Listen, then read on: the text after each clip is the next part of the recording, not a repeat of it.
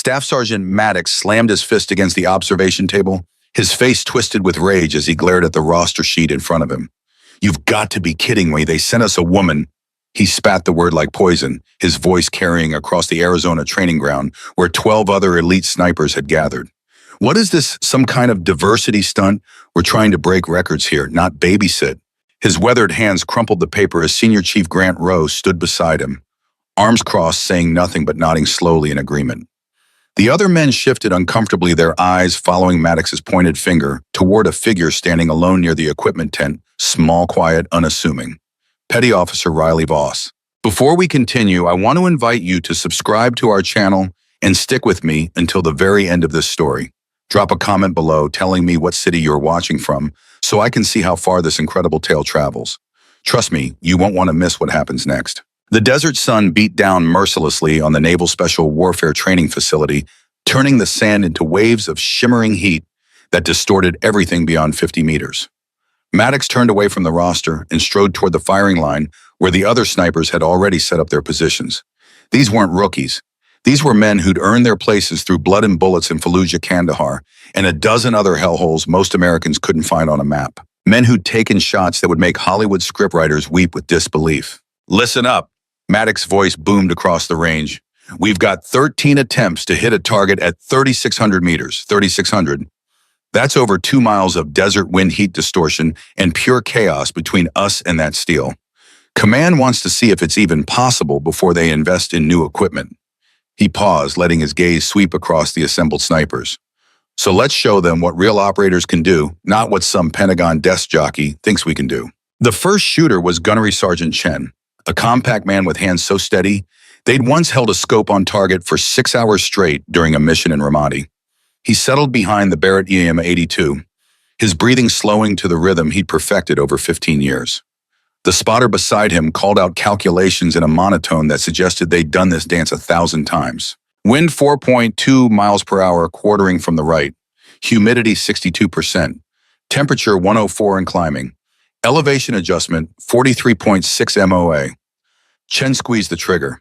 The rifle's report echoed across the empty desert like thunder. Everyone waited, binoculars raised, watching the distant hillside where the target stood. Nothing. No impact marker. No hit. Again, Maddox ordered, his jaw tight. Chen fired twice more. Both rounds went wide, disappearing into the Arizona wasteland like they'd never existed at all. Next shooter, Lieutenant Barnes took position. He'd made impossible shots in Afghanistan, taking out enemy combatants from positions that defied logic.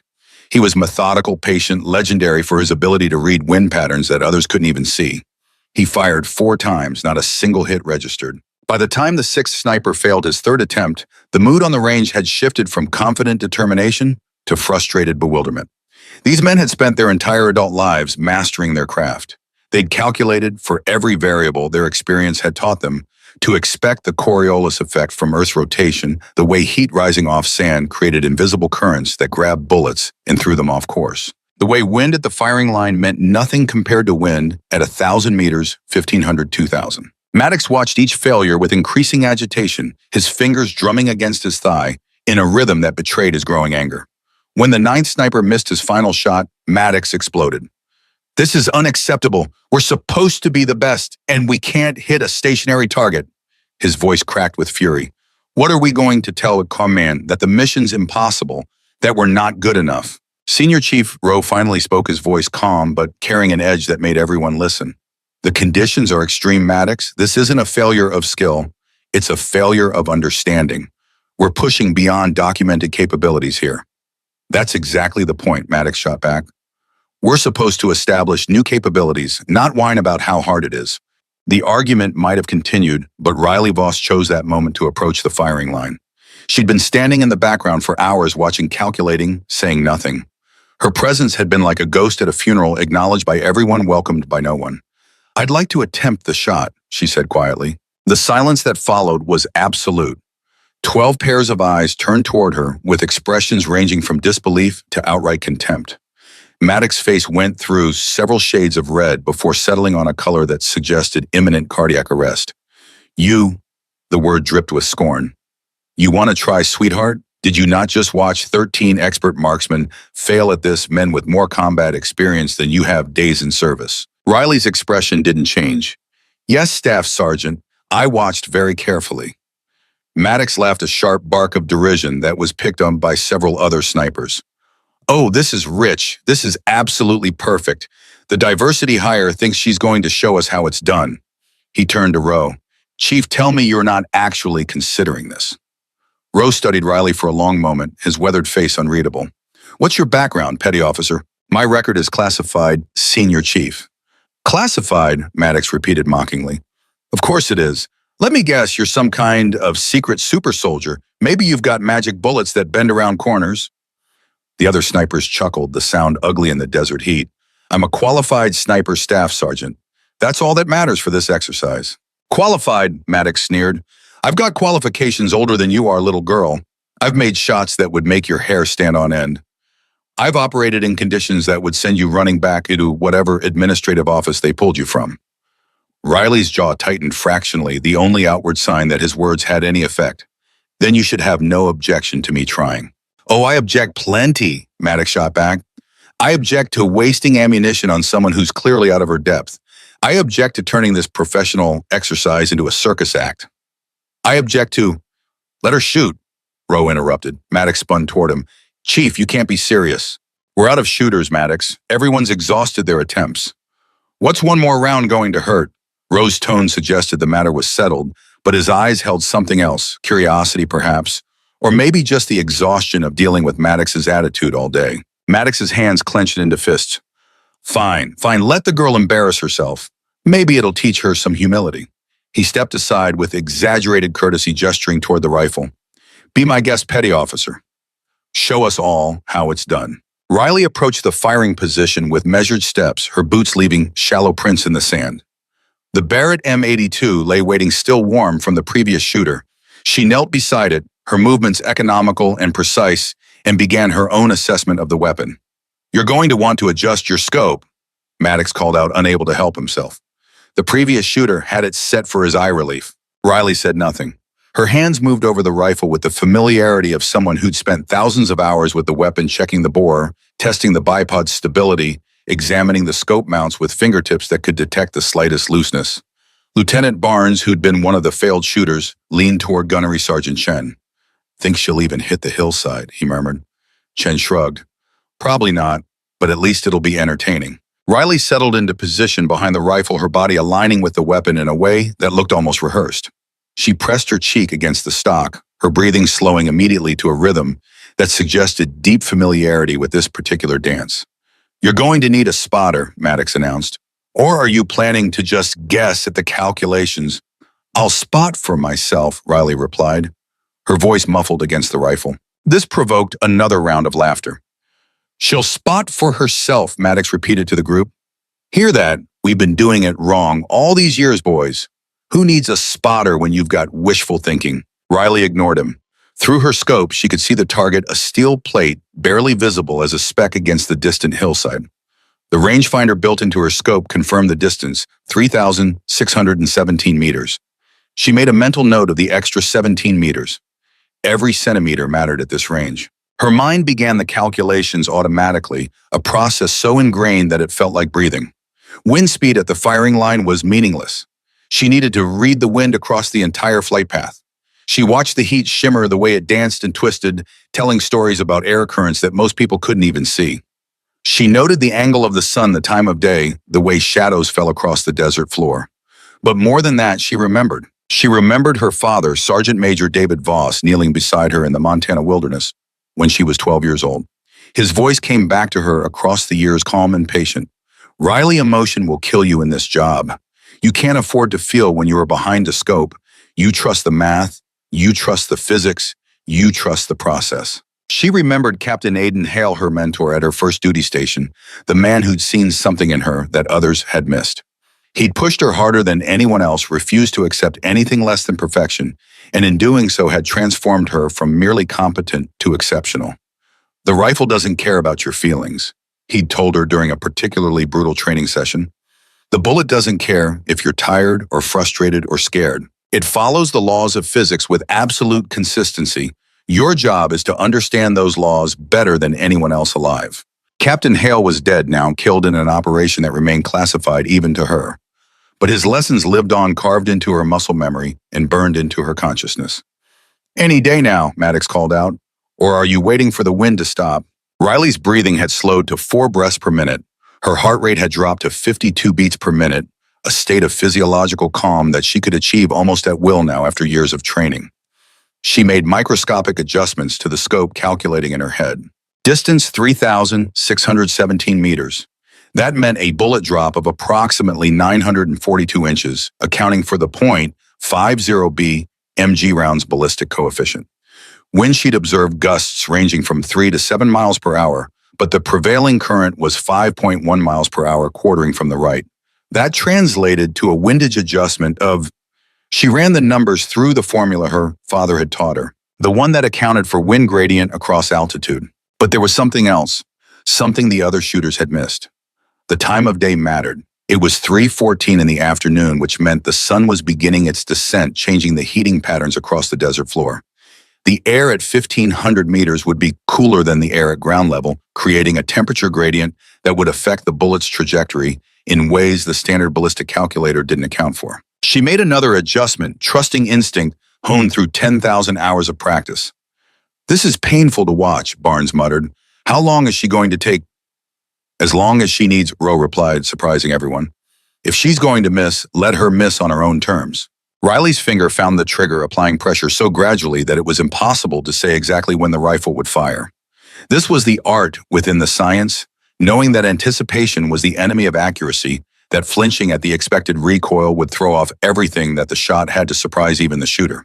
The Barrett roared its massive report, echoing across the desert, like the voice of an angry god. The recoil pushed back against Riley's shoulder with familiar force, but she rode it perfectly, her body absorbing the impact while her eye remained pressed to the scope tracking. The bullet crossed the first 1,000 meters in just over a second. At 1,500 meters, it began to slow the air resistance working against it.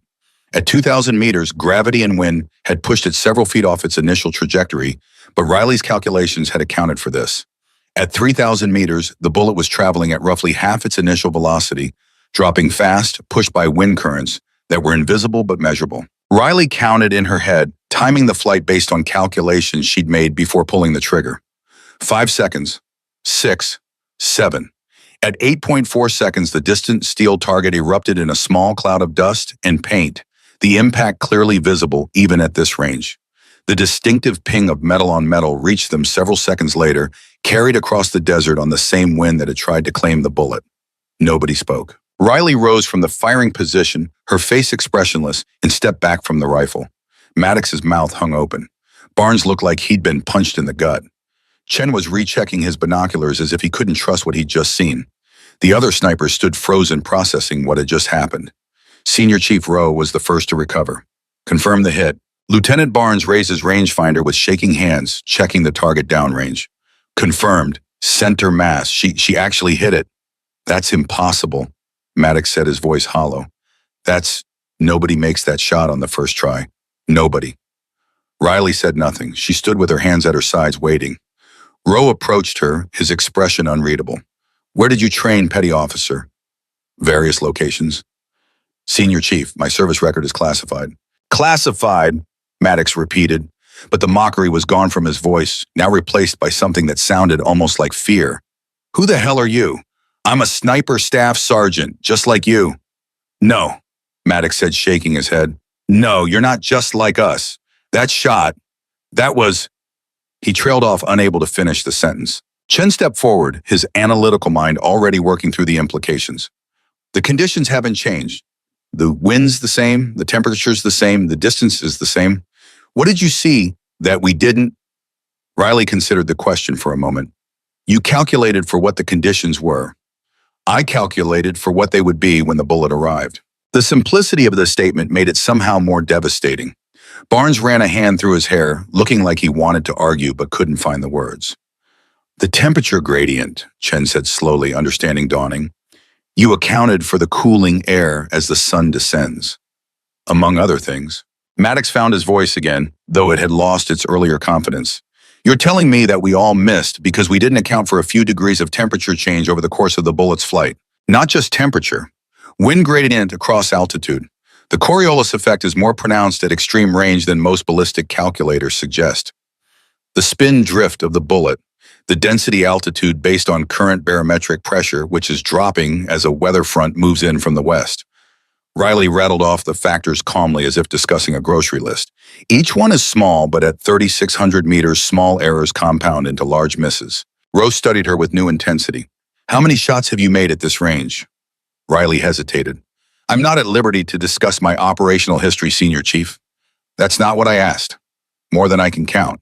The admission hung in the air like smoke. Maddox backed away from Riley as if she'd suddenly become dangerous, which in a sense she had. The quiet woman they dismissed as a diversity hire had just demonstrated a level of skill that exceeded anything they'd imagined possible. I want to see her record, Maddox said to Rowe. I want to know who authorized her to be here, what unit she comes from, everything. Her record is classified, Rowe replied. I checked when I saw her name on the roster. Everything about her service history is redacted above my clearance level. What does that mean? It means, Rowe said slowly, that Petty Officer Voss has been doing things that people like you and me aren't allowed to know about. Barnes approached Riley cautiously, like someone approaching a wild animal. The longest confirmed kill in history is just over 3,000 meters. You're telling me you've been making shots that exceed that regularly? I'm not telling you anything, Lieutenant. I'm not authorized to discuss my work. But I made a shot, Riley interrupted. That's all. One shot at one target under controlled conditions.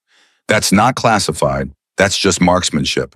Maddox let out a bitter laugh. Just marksmanship. Right. And I'm just a guy who holds a rifle sometimes. He turned to the other snipers. Do you all understand what just happened here? We just got shown up by someone we've been dismissing all day. Someone we didn't even bother to ask about because we assumed we knew everything we needed to know. His voice rose with each word, anger and humiliation mixing into something toxic. We let our egos blind us, and now we look like idiots. Speak for yourself, Chen said quietly. I'd rather learn from someone better than stay ignorant out of pride. Maddox rounded on him. Better, you're calling her better. She made the shot. We didn't. That's not opinion, that's objective fact. The tension stretched like a wire pulled too tight. Riley remained still, her posture relaxed but ready, watching the dynamics play out around her with the detachment of someone who'd seen this movie before and knew how it ended. Rowe raised a hand, commanding attention. Enough. Maddox, you're dismissed for the day. Go cool off before you say something that ends up in your permanent record. Chief? Now, Staff Sergeant. Maddox's face went through several more interesting color changes before he spun on his heel and stalked away, kicking up sand with each angry step. The other snipers watched him go with mixed expressions. Rowe turned back to Riley. Can you replicate that shot? Yes, Senior Chief. How many times? As many times as you have ammunition. Rowe's eyebrows rose fractionally. That's a bold claim. It's a statement of fact. At this range with these conditions, my hit probability is approximately 94%. Chen whistled softly. 94% at 3,600 meters. Do you understand how insane that sounds? I understand the math, Gunny. Barnes cleared as though church. Senior Chief, with respect, I think we need to reevaluate who's training who here. If Petty Officer Voss can maintain that level of accuracy, she should be instructing this course, not attending it. Several other snipers nodded agreement, though a few still looked uncertain, wrestling with their own prejudices and assumptions. Rowe considered this. Voss, would you be willing to demonstrate your technique? Show us what we're missing. Riley's expression flickered for just a moment. Surprise, maybe, or gratitude. If you order me to Senior Chief, I'm not ordering, I'm asking. The distinction mattered, and Riley understood that. Rowe was offering her a choice, giving her the power to decide whether to help the men who'd mocked her just minutes ago. She could refuse to walk away, let them struggle with their ignorance and their wounded pride. But that wasn't who she was. I'll help, she said simply. Rowe nodded. Good. Barnes set up the next target. Chen, you're first up for coaching. Everyone else grab a notebook. Class is in session. Riley finished collecting her equipment and walked back to her position near the tent, her movements deliberate and controlled. She could feel Maddox's eyes on her back, waiting for her to react to give him an excuse to escalate further. She gave him nothing. Chen fired his first shot. The sound rolled across the desert like distant thunder. Everyone watched the hillside through binoculars, waiting for the telltale puff of dust that would indicate impact. Nothing came. The bullet had disappeared into the vastness of Arizona, somewhere between here and the target swallowed by physics and miscalculation. Adjust 2 MOA right, half MOA up, the spotter called out. Chenna fired again. Another miss. And again. 3 shots, 3 failures. When he stood up from the rifle, his face was tight with frustration, the kind that comes from doing everything right and still failing. Next, Maddox barked. Lieutenant Barnes took position. Riley watched him work, noting the way his spotter called corrections, the way Barnes adjusted his scope between shots. She could see the errors before he pulled the trigger, could calculate in her head where each bullet would go based on the settings he was using. She said nothing. Barnes fired 4 times. 4 misses. When the 4th round failed to connect, he slammed his palm against the sand beside the rifle. This is impossible. The wind's shifting every 30 seconds. There's no consistency. There's always consistency, Chen said quietly. We're just not seeing it. Maddox paced behind the firing line like a caged animal, his agitation growing with each failed attempt. We're the best in the world, and we can't hit a stationary target. What's command going to say when we tell them we failed? Rowe remained silent, but his jaw was working in a way that suggested he was calculating something beyond just the ballistics of the situation. The 6th sniper was a man named Rodriguez, who'd made a legendary shot in Syria that had saved an entire patrol.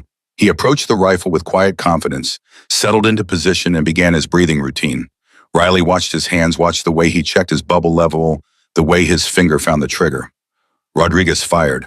The shot went wide, by at least 10 feet, impacting the hillside well left of the target. God damn it! Rodriguez erupted, slamming his fist into the ground. I had everything perfect. The wind, the elevation, everything. Clearly not everything, Maddox snapped. Try again. Rodriguez fired twice more each shot, missing by varying margins. When he stood up, there was something broken in his expression, the look of a man whose understanding of his own capabilities had just been fundamentally challenged. Riley shifted her weight slightly, her mind running calculations.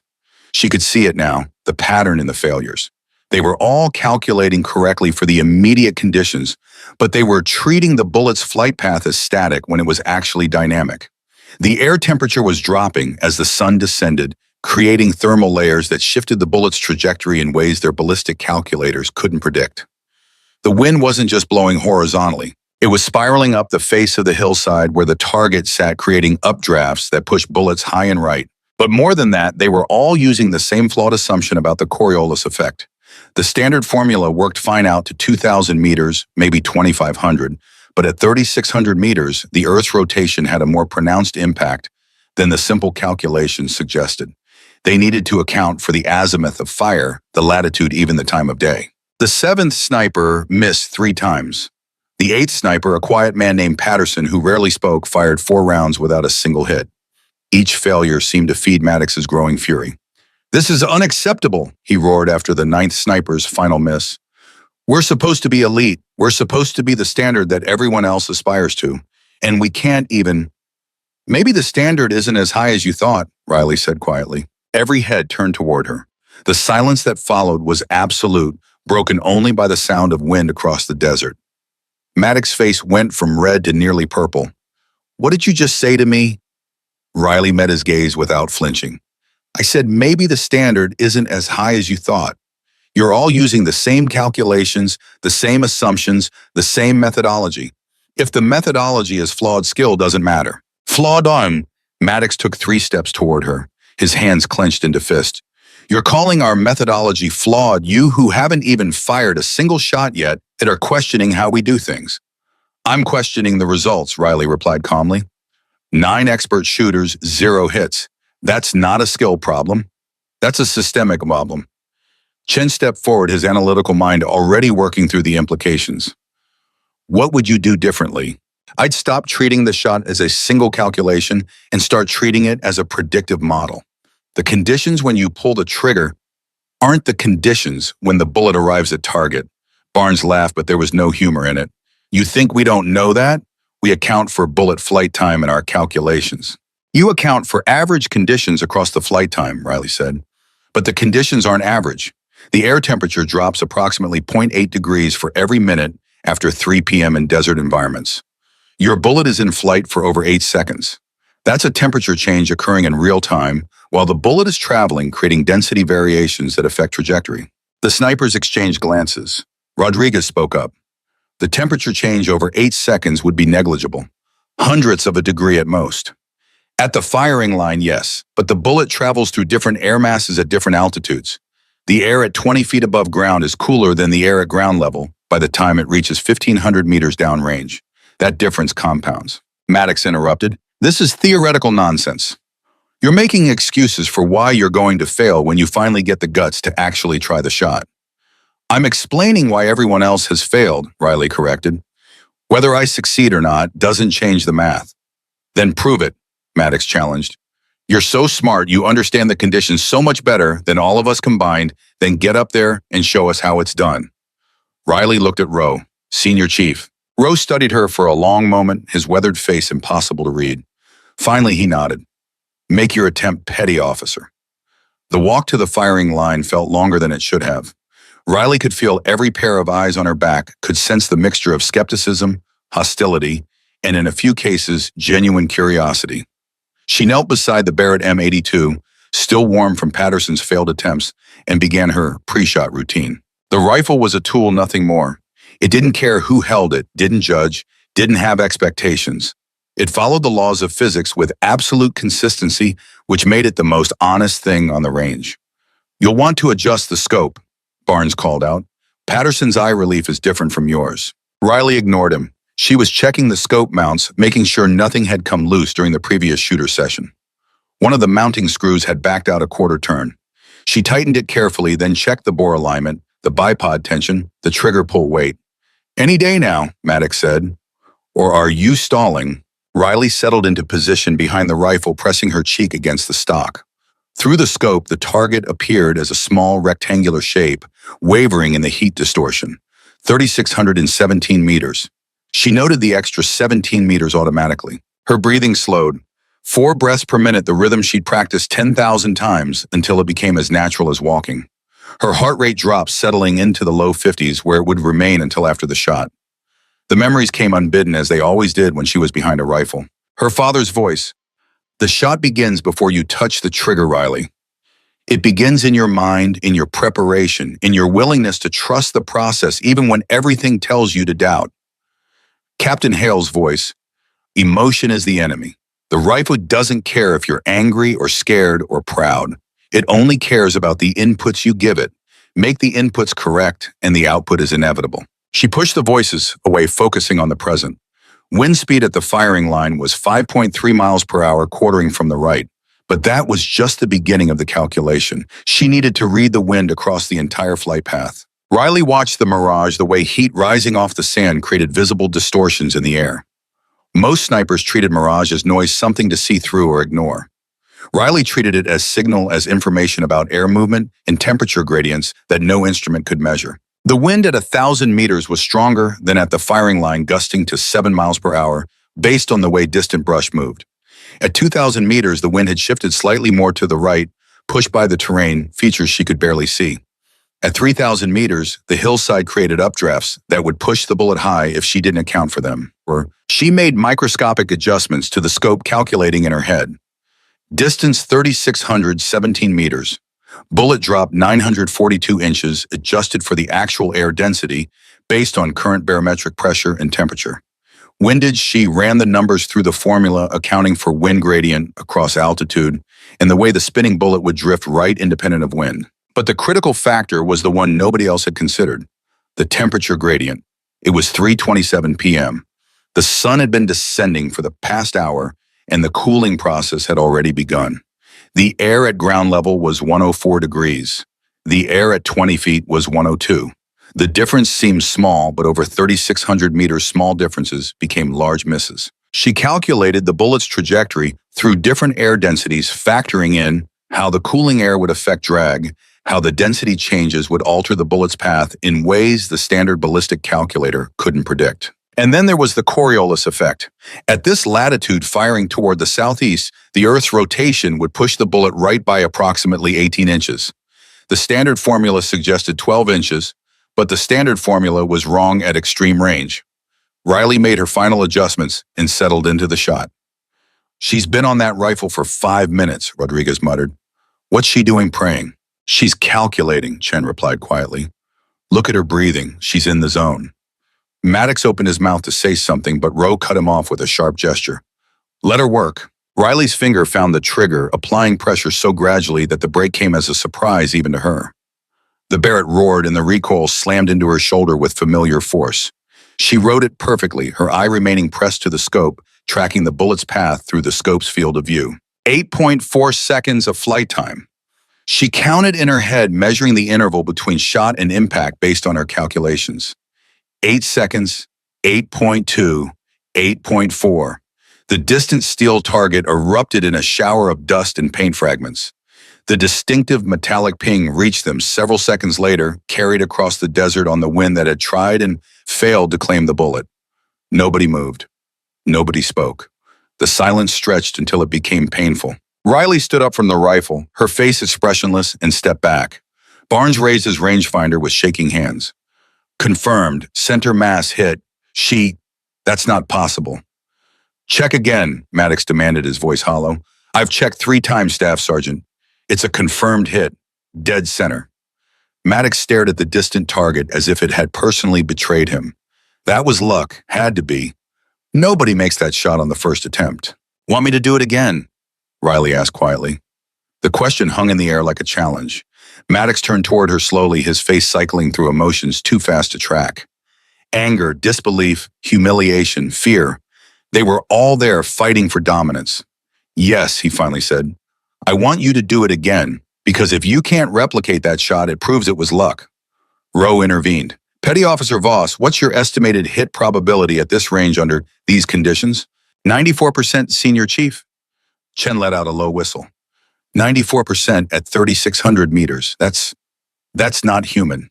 It's math, Riley replied. Just at math. Rodriguez stepped forward, his earlier frustration replaced by genuine curiosity. Show me. Show me what you're seeing that we're not. Riley hesitated, glancing at Rowe for permission. The Senior Chief nodded slightly. The wind you're reading at the firing line doesn't matter, Riley began. It's gone by the time the bullet travels 50 meters. You need to read wind across the entire flight path, and you need to account for how wind changes with altitude and terrain. We do account for that, Barnes protested. You account for it statically. But wind isn't static. It's dynamic, changing based on temperature, terrain, and a dozen other factors. You need to read the mirage, understand what it's telling you about air movement. She knelt beside the rifle again, gesturing for them to gather around. But the real issue is the temperature gradient. Look at the time, it's 3:30 p.m. The sun's descending and the air is cooling. That cooling isn't uniform across altitude or distance. The air near the ground cools faster than air higher up, creating density layers that affect bullet trajectory. Patterson, who'd been silent until now, spoke up. How do you calculate for that there's no instrument that measures temperature gradient across 3,000 meters? You observe and interpolate. Watch the way heat distortion changes across distance. Areas where the mirage is more pronounced are warmer. Areas where it's less pronounced are cooler. Your brain can calculate the gradient if you train it to see the pattern. Maddox's laugh was bitter. You're telling me you can calculate air temperature gradients across 2 miles by looking at heat shimmer? That's not marksmanship, that's fortune-telling. Then explain the hit, Chen said quietly. Maddox had no answer for that. Riley stood up again. The other factor you're missing is the Coriolis effect at extreme range. The formula you're using is accurate out to maybe 2,500 meters. Beyond that, you need to account for the azimuth of fire and the latitude. At this latitude, firing southeast, the effect is more pronounced than your calculator suggests. Barnes pulled out his ballistic calculator, running numbers. His face paled as he worked through the math. She's right, the standard formula underestimates Coriolis at this range by almost 30%. We've been systematically missing right because our calculations were wrong. Not wrong, Riley corrected, just incomplete. The formulas work fine at normal engagement ranges. It's only at extreme distances that these secondary factors become primary. Rodriguez looked at the distant target, then back at Riley. How many times have you made shots at this range? I'm not authorized to discuss my operational history. That means a lot, Chen said. That means you've been doing this regularly enough that it's classified. Maddox's hands were trembling now. Whether from anger or something else, it was impossible to tell. I don't care about your classified missions or your theoretical calculations. I care about results. You made one shot. One that doesn't make you an expert. That doesn't make you better than us. I never said I was better, Riley replied calmly. I said I understood the factors you were missing. There's a difference. Prove it, Maddox challenged again. Make the shot again, and again. Show us it wasn't luck. Rose stepped in. Maddox, stand down. You're letting your ego. With respect, Chief, this isn't about ego. This is about capability. If Petty Officer Voss can consistently make shots that we can, then we need to understand why. And the only way to know if she can do it consistently is to see her do it again. Riley looked at Rowe. I'll shoot as many times as you want, Senior Chief. But every round I fire is a round someone else could have used for training. If the goal is to help everyone improve, I should be teaching, not shooting. The generosity of the offer seemed to catch Maddox off guard. He'd been expecting arrogance, maybe even gloating. Instead, he got someone offering to help the people who'd been mocking her all day. Barnes cleared his throat. I'd like to learn. Whatever you're seeing that I'm not, I want to understand it. Chen nodded agreement. Same. Pride isn't worth staying ignorant. One by one, the other snipers indicated their willingness to learn until only Maddox stood apart, his face a mask of conflicting emotions. Fine, he finally said. Teach us. But if this is some kind of trick, if you got lucky with that one shot and you're trying to cover it up with theory, then you'll know soon enough, Riley finished for him. Chen, you're up first. Get behind the rifle. Chen settled into position and Riley knelt beside him. First, forget everything you think you know about this shot. Your ballistic calculator is giving you wrong information because it's using incomplete formulas. We need to calculate manually. For the next 20 minutes, Riley walked Chen through her methodology, explaining how to read Mirage's temperature data, how to observe wind across distance, how to calculate the actual Coriolis effect rather than the approximation. Chen listened intently, asking sharp questions that showed he understood the underlying physics. When Chen finally took his shot, the bullet impacted 6 inches left of center, not perfect, but a dramatic improvement over his earlier attempts. Again, Riley instructed, you overcorrected for the wind gradient. Trust the Mirage reading more than your instinct.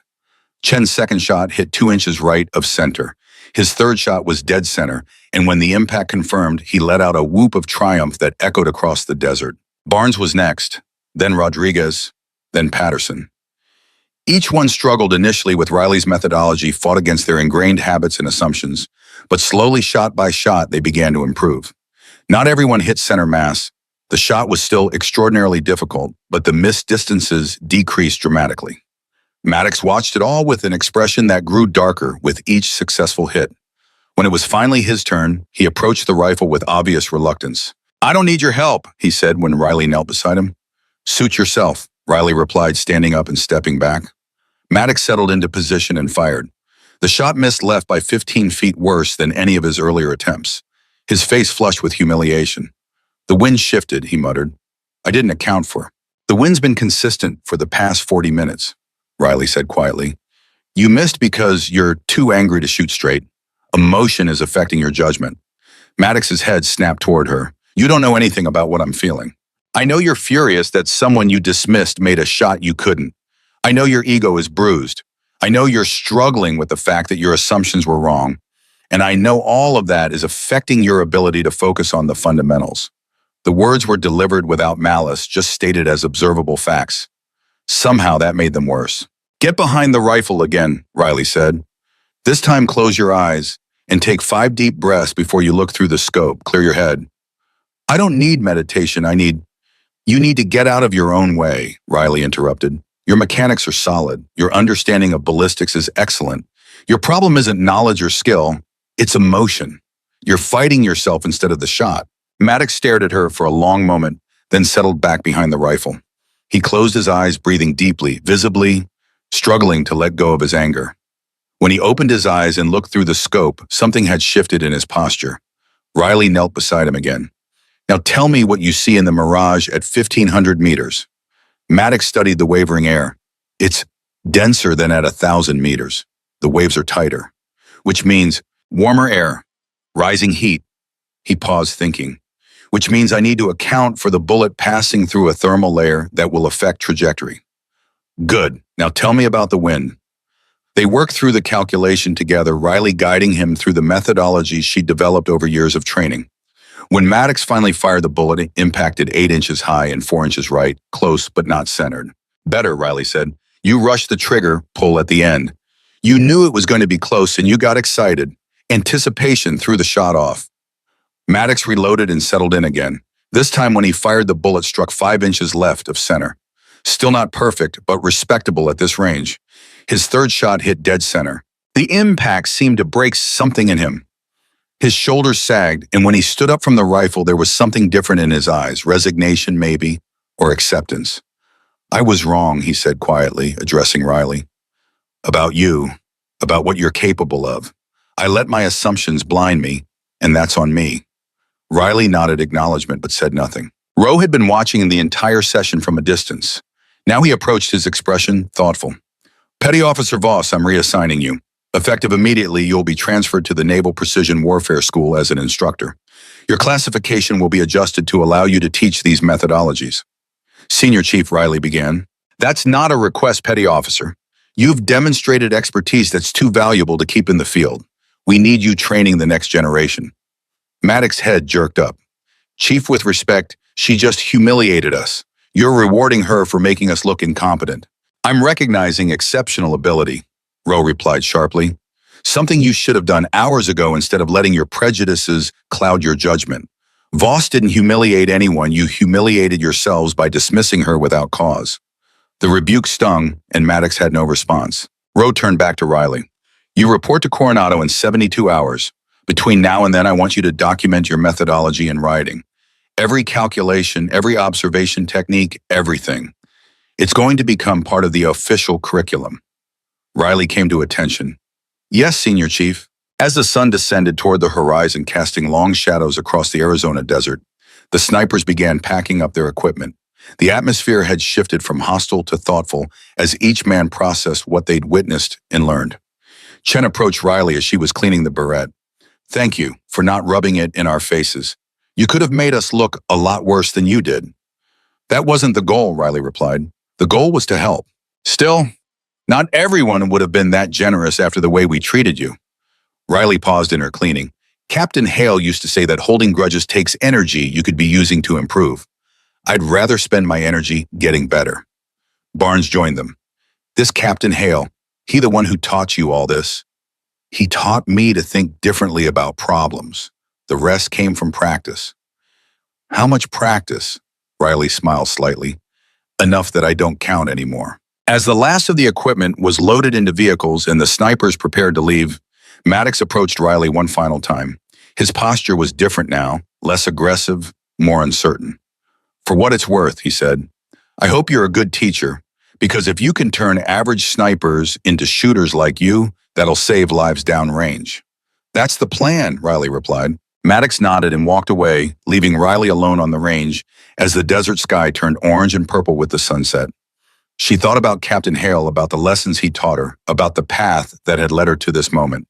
He told her once that the measure of a warrior wasn't in how well they fought, but in how well they taught others to fight. Tomorrow, she'd start writing her methodology. In 72 hours, she'd begin teaching it.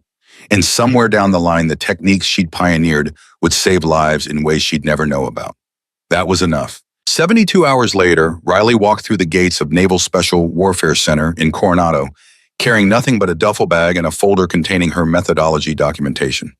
The guard at the entrance checked her credentials twice, his eyebrows rising when he saw her clearance level before waving her through without comment. The Precision Warfare School occupied a cluster of buildings near the beach close enough that she could smell salt air mixed with gun oil and sweat. Riley had been here before years ago during her initial sniper training, but she'd been a student then, trying to prove she belonged. Now she was returning as an instructor, and the irony wasn't lost on her. Commander James Pritchard was waiting in his office when she arrived. He was in his late 50s, with gray hair, cut military short, and eyes that had seen too many funerals. He gestured for Riley to sit without preamble. Senior Chief Rowe sent me your documentation, Pritchard said, tapping the folder on his desk. I've read it 3 times. Twice because I didn't believe what I was reading, and once more to make sure I understood the implications. Riley remained silent, waiting. Do you understand what you've done here? Pritchard continued. You've essentially rewritten the book on extreme range precision fire. The methodologies we've been teaching for the past decade are based on formulas that you've proven are inadequate. The formulas work fine at normal ranges, sir. It's only at extreme distances that— I know what you wrote, Pritchard interrupted.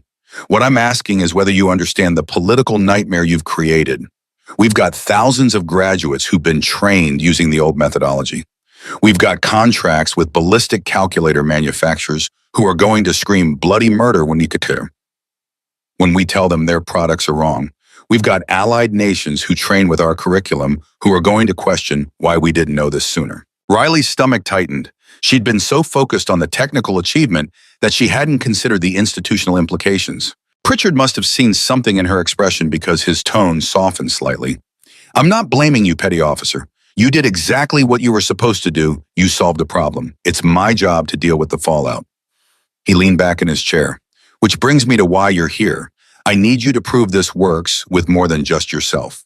I need you to take a class of students and turn them into shooters who can consistently hit at ranges we previously considered impossible. How long do I have? 12 weeks.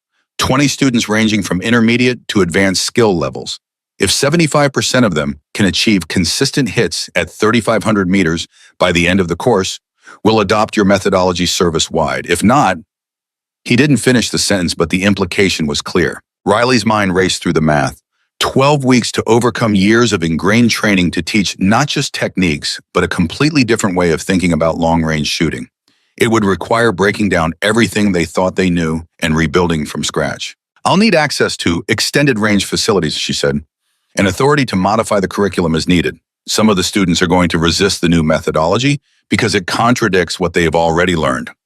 Pritchard nodded. You'll have full autonomy over curriculum and training schedule. Your students report tomorrow at 0600. Any questions? Just one, sir. What happens if I fail? Pritchard's expression hardened. Then we continue training snipers the way we always have, and people continue dying at ranges where we could have saved them if our shooters were better. No pressure. Riley left the office feeling the weight of expectations settling on her shoulders like a physical thing. 20 students, 12 weeks, 75% success rate. The numbers kept cycling through her head as she made her way to the instructor's quarters. Her roommate turned out to be Chief Warrant Officer Sarah Chen, a combat veteran who'd spent 6 years as a sniper before transitioning to instruction. Sarah looked up from the gear she was organizing when Riley entered. You're the one who made that impossible shot in Arizona, Sarah said without preamble. Word travels fast around here. Half the instructors think you're a once-in-a-generation talent. The other half think you got lucky, and Roe is making a mistake bringing you in. What do you think? Sarah grinned. I think if you got lucky making that shot, I want to learn how to get that lucky. Your students are going to eat you alive tomorrow, by the way. I've seen the roster. Half of them are prior instructors themselves sent back for advanced training. They're not going to take kindly to someone younger than them telling them their fundamentals are wrong. Riley set her duffel on the empty bunk. Then I'll have to make sure I'm right. Oh, you're confident. I like that. Sarah stood up, extending her hand. Welcome to the hardest job in the Navy. Teaching snipers is worse than being a sniper because you've got to watch other people make mistakes and resist the urge to just take the shot yourself. They shook hands, and Riley felt some of the tension ease. At least she'd have one ally here. The next morning came too quickly. Riley stood in front of 20 faces, all male, all wearing expressions that ranged from skeptical to openly hostile. They'd assembled in the classroom at 0600 sharp, and now they were waiting to see what this woman who'd allegedly made an impossible shot had to teach them. My name is Petty Officer Riley Voss, she began. For the next 12 weeks, I'm going to teach you to make shots you currently think are impossible. By the end of this course, 75% of you will be able to consistently hit targets at 3,500 meters. The other 25% will wash out. A hand shot up immediately. The man attached to it was in his early 30s with the bearing of someone who'd been in combat. His name tape read Collins. With respect, Petty Officer, I've been shooting professionally for 8 years. I've made confirmed kills at ranges exceeding 2,000 meters. What makes you think you can teach me something I don't already know? Riley had expected this, because your maximum effective range is about to increase by 50%, and the techniques that got you to 2,000 meters won't get you to 3,500. The physics change at extreme range in ways that aren't intuitive. Another student spoke up without raising his hand. We've all heard about your shot in Arizona. One shot doesn't make you qualified to teach. You're right, Riley agreed. One shot doesn't. But I've made that shot or shots like it more than 300 times over the past 4 years. My hit probability at 3,500 meters is 94%. What's yours?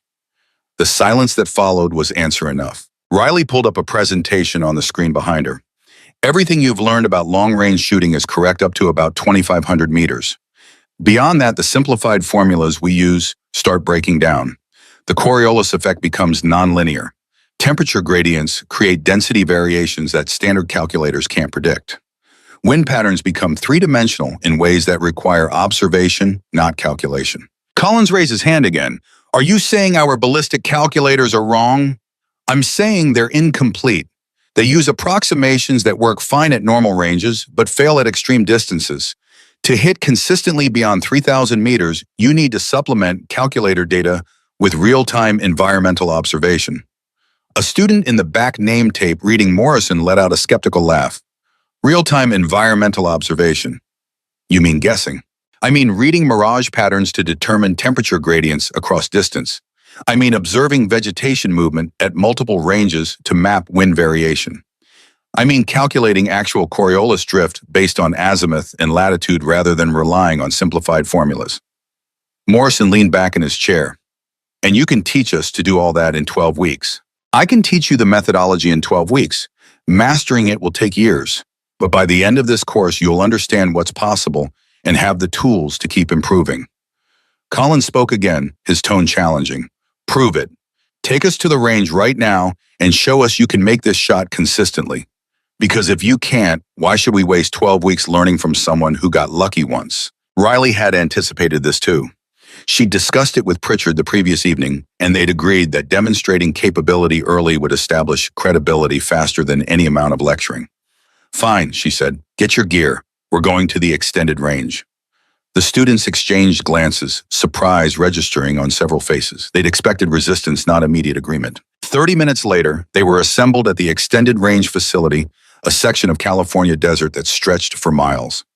Riley had already set up targets at 3,500 meters barely visible as dark rectangles against the tan hillside.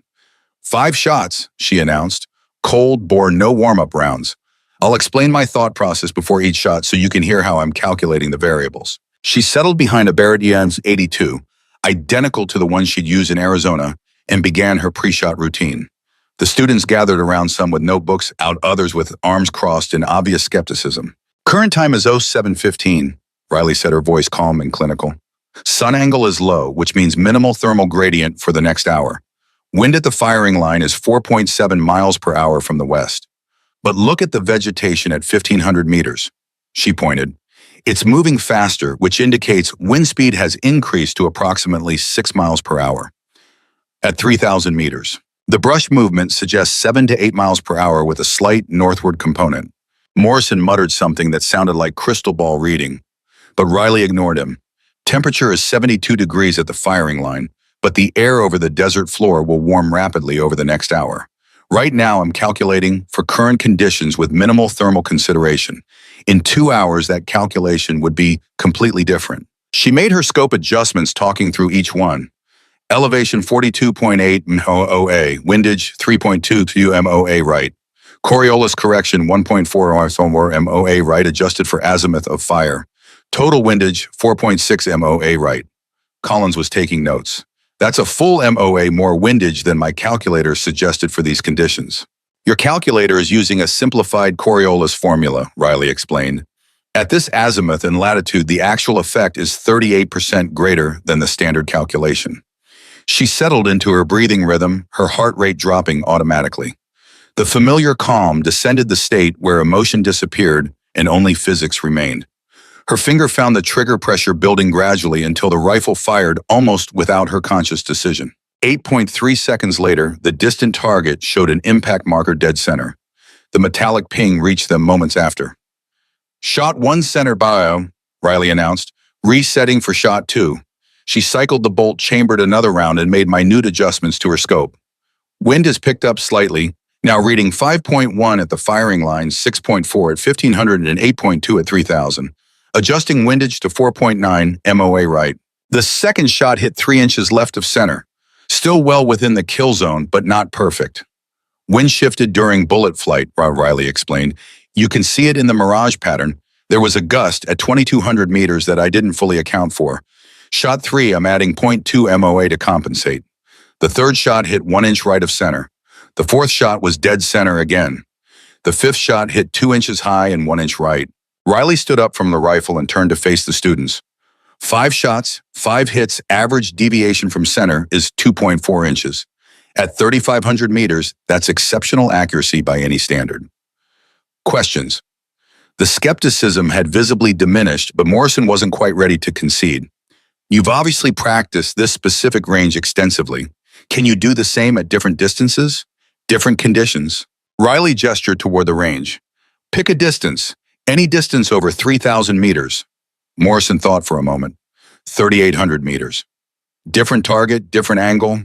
Wind conditions are different at that range because of the terrain feature to the northeast. Riley studied the distant hillside where Morrison was pointing. She'd never shot at that specific target before, but the principles remained the same. 3 shots. Make it 5, like you just did. Riley settled back behind the rifle and began her observation phase. The new target was at a different angle, which meant recalculating Coriolis drift. The terrain feature Morrison mentioned did create different wind patterns. She could see it in the way dust moved near the 3,000-meter mark. She talked through her calculations again, walking the students through her methodology. When she fired the first shot, it impacted 4 inches left of center. The second shot hit 2 inches right. The third, fourth, and fifth shots all impacted within 3 inches of center. 5 for 5 at a range I've never shot before, Riley said. This isn't memorization, it's methodology, and I'm going to teach every one of you to do the same thing. Collins approached her as the other students were examining the impact markers through spotting scopes. I was wrong to doubt you, he said quietly. I've never seen shooting like that. But I have a question. Why aren't you still in the field? With skills like this, you could be saving lives on deployment. Riley's expression flickered just for a moment. I've saved lives in the field. Now I'm going to save more by teaching others. It wasn't the complete truth, but it was all she was willing to share. The real reason she'd been pulled from operational duty was classified, buried in the same files that contained her service record. Captain Hale's death had changed everything, had exposed operations that couldn't be exposed, had raised questions that couldn't be answered. Taking her off active deployment and putting her in instruction had been the Navy's way of protecting both her and the missions she'd been part of. The first week of instruction was brutal. Riley pushed the students hard, breaking down their existing techniques and forcing them to rebuild from scratch. She taught them to read mirage like a language, to see temperature and wind in the wavering air. She taught them to calculate Coriolis drift manually, to understand the physics rather than just trust a calculator. She taught them to observe, to think, to trust the process, even when their instincts screamed that it was wrong. Morrison washed out on day 4. He couldn't let go of his existing beliefs, couldn't accept that what he'd learned previously was incomplete.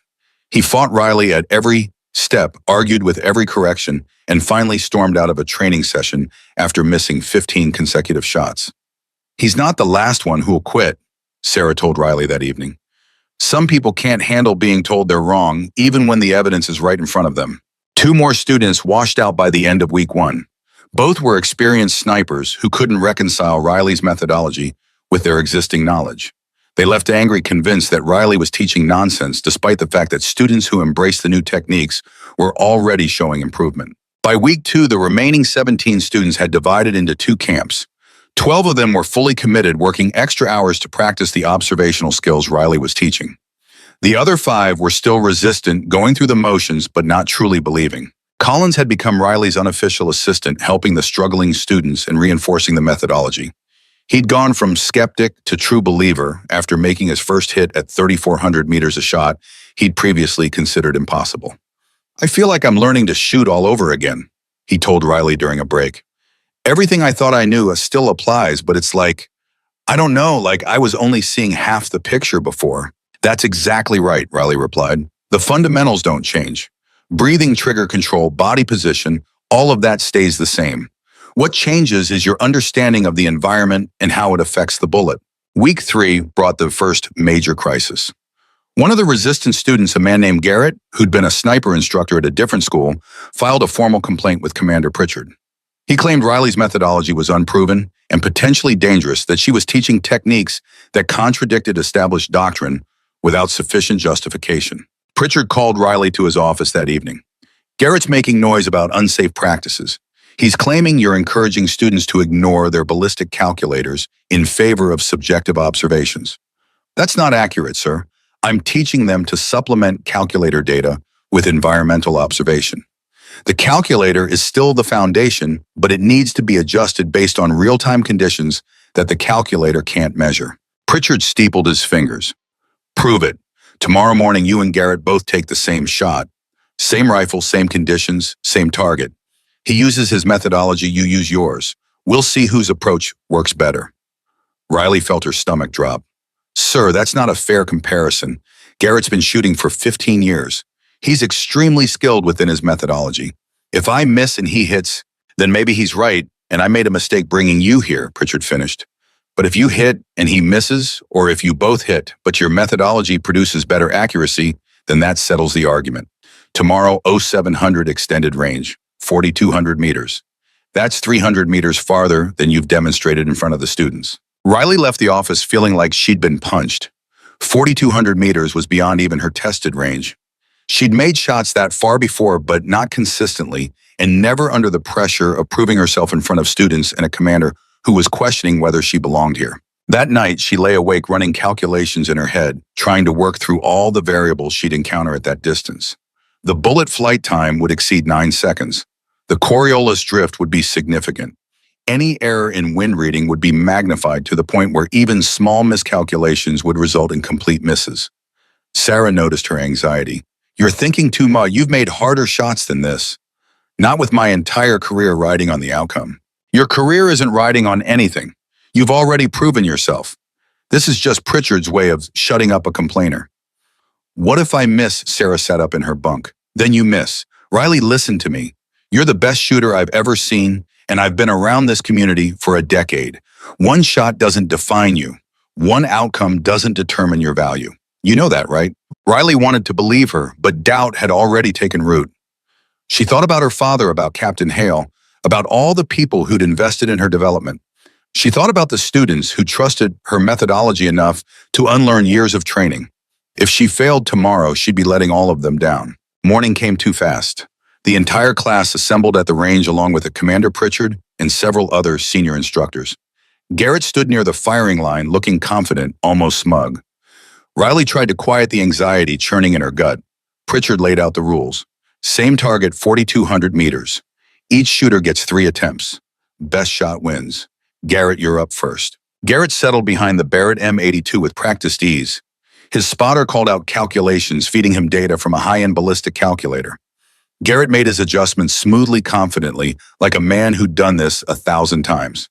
His first shot missed left by 12 feet. His second shot missed right by 8 feet. His third shot impacted the hillside 6 feet below the target. 3 misses, 0 hits. Garrett stood up from the rifle, his confidence shaken. The conditions are too variable. The wind's shifting too much at that range. Pritchard turned to Riley. Your turn, petty officer. Riley approached the rifle on legs that felt unsteady. Her heart was pounding too fast, her breathing too shallow. She could feel everyone watching, judging, waiting to see if she'd fail. She forced herself to settle into her pre-shot routine, to trust the process that had never failed her before. Breathing slowed, heart rate dropped. The anxiety began to recede, replaced by the familiar calm of the shooter's trance. She read the mirage across the entire 4,200-meter distance, noting temperature variations that her eyes could barely detect. She observed wind patterns across multiple ranges, building a 3-dimensional map in her mind of how air was moving across the bullet's flight path. She calculated Coriolis drift for the specific azimuth and latitude, adding corrections that Garrett's calculator would never suggest. And then she thought about Captain Hale. She could almost hear his voice. Trust the math, Riley. Trust the process. Emotion will kill you. Let it go. She let it go. All the anxiety, all the pressure, all the fear of failure. She released it into the desert air and focused only on the shot. Her finger found the trigger. Pressure built gradually, inevitably. The rifle fired, 9.1 seconds of flight time. She counted silently, tracking the bullet's arc in her mind rather than through the scope. The distant target erupted in dust and paint. Center mass. Nobody spoke. The silence stretched for 3 seconds, 4 or 5. Then Collins started clapping. Others joined in. Within seconds, the entire class was applauding, the sound echoing across the empty desert. Riley stood up from the rifle, her face expressionless, but inside she felt something break loose, relief, validation, maybe even pride. Pritchard approached her. "Make it again." Riley didn't hesitate. She settled back behind the rifle, went through her routine, and fired. 8.9 seconds later, the target showed another center mass impact. "Once more," Pritchard ordered. The third shot hit 4 inches left of center. Still a solid hit at that range, but not perfect. Pritchard turned to Garrett. "You're dismissed from this course. Report to admin for reassignment." Garrett's face went red. "Sir, you can't." "I just did. You filed a complaint claiming Petty Officer Voss's methodology was unsafe and unproven. She just proved it works at a range where your methodology failed completely. You're dismissed." Garrett opened his mouth to argue, seemed to think better of it, and stalked off the range without another word. Pritchard addressed the remaining students. "Anyone else want to question whether you should be learning from Petty Officer Voss? Anyone else think their existing knowledge is superior to what she's teaching? Speak up now." Silence greeted his question. "Good. Then I suggest you stop wasting time being skeptical and start learning everything she's willing to teach you." Dismissed.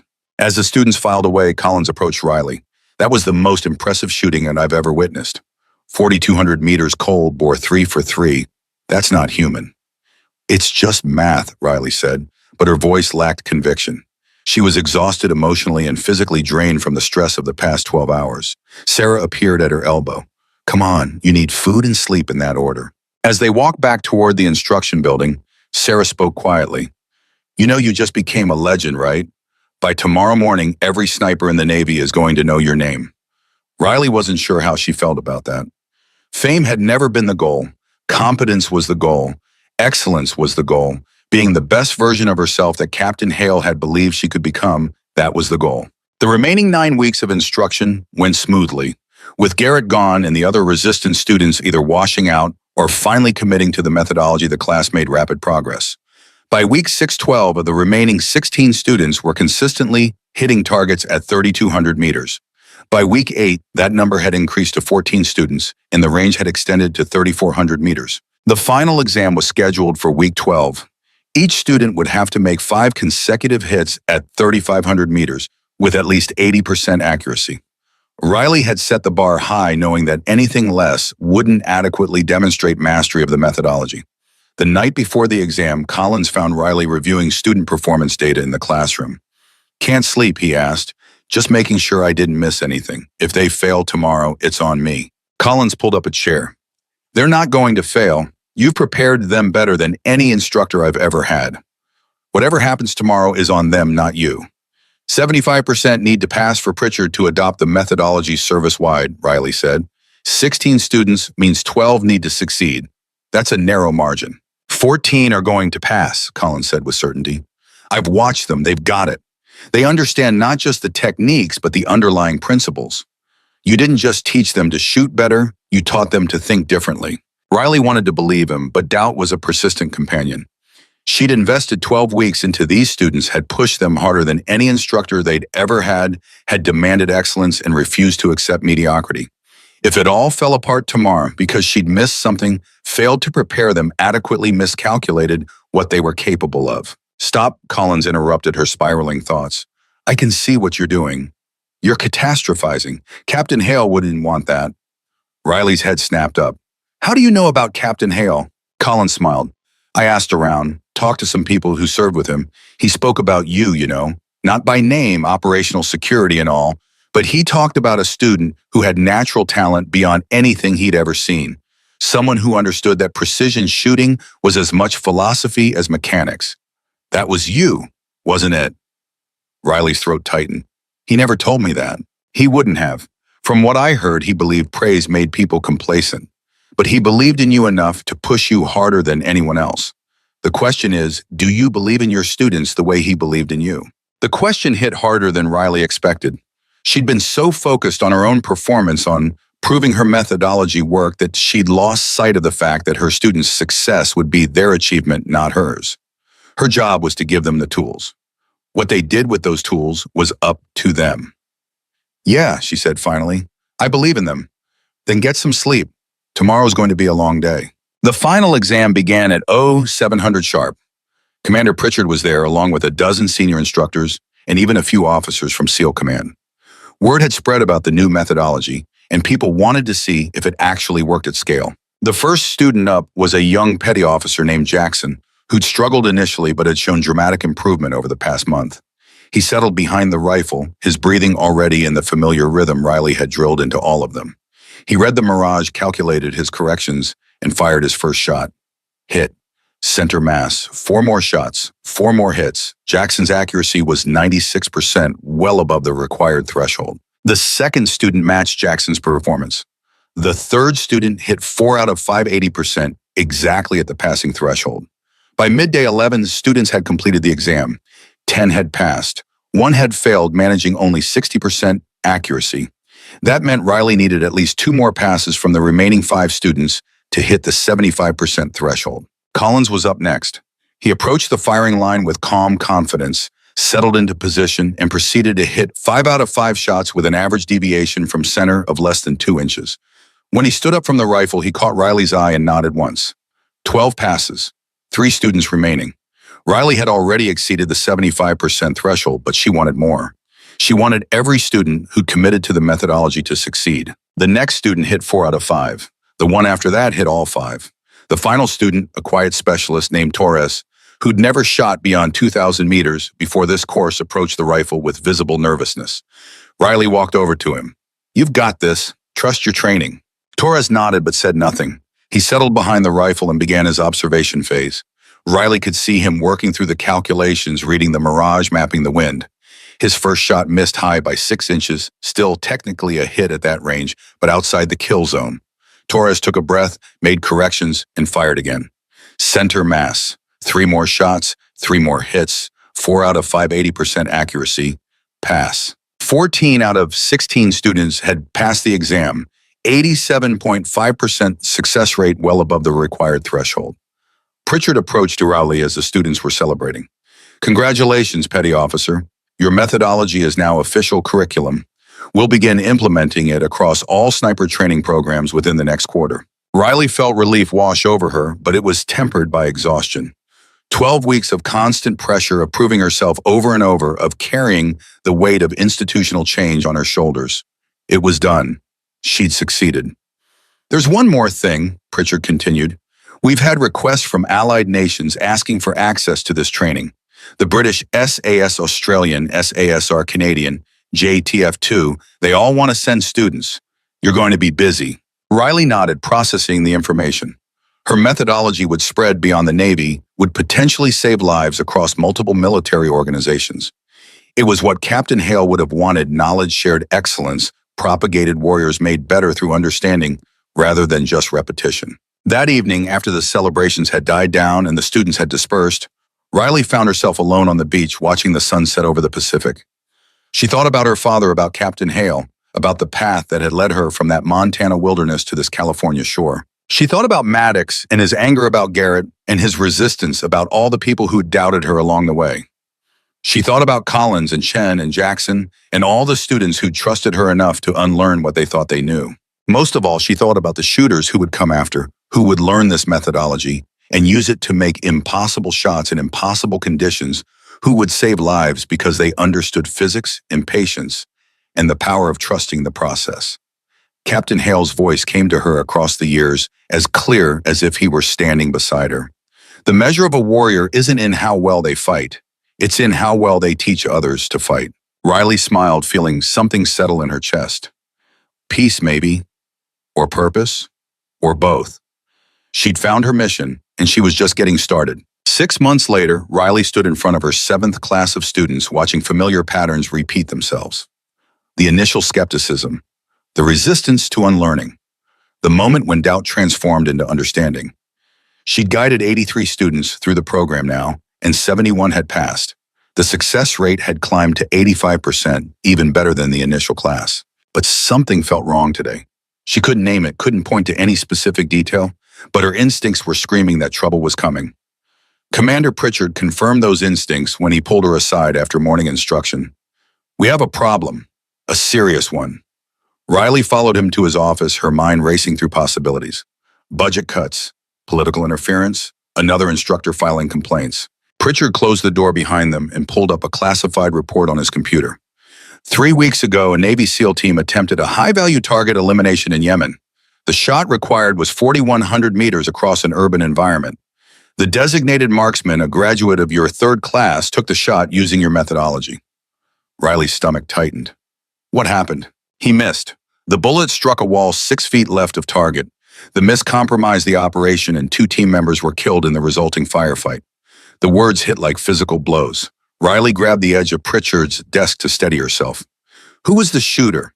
Petty Officer Marcus Webb.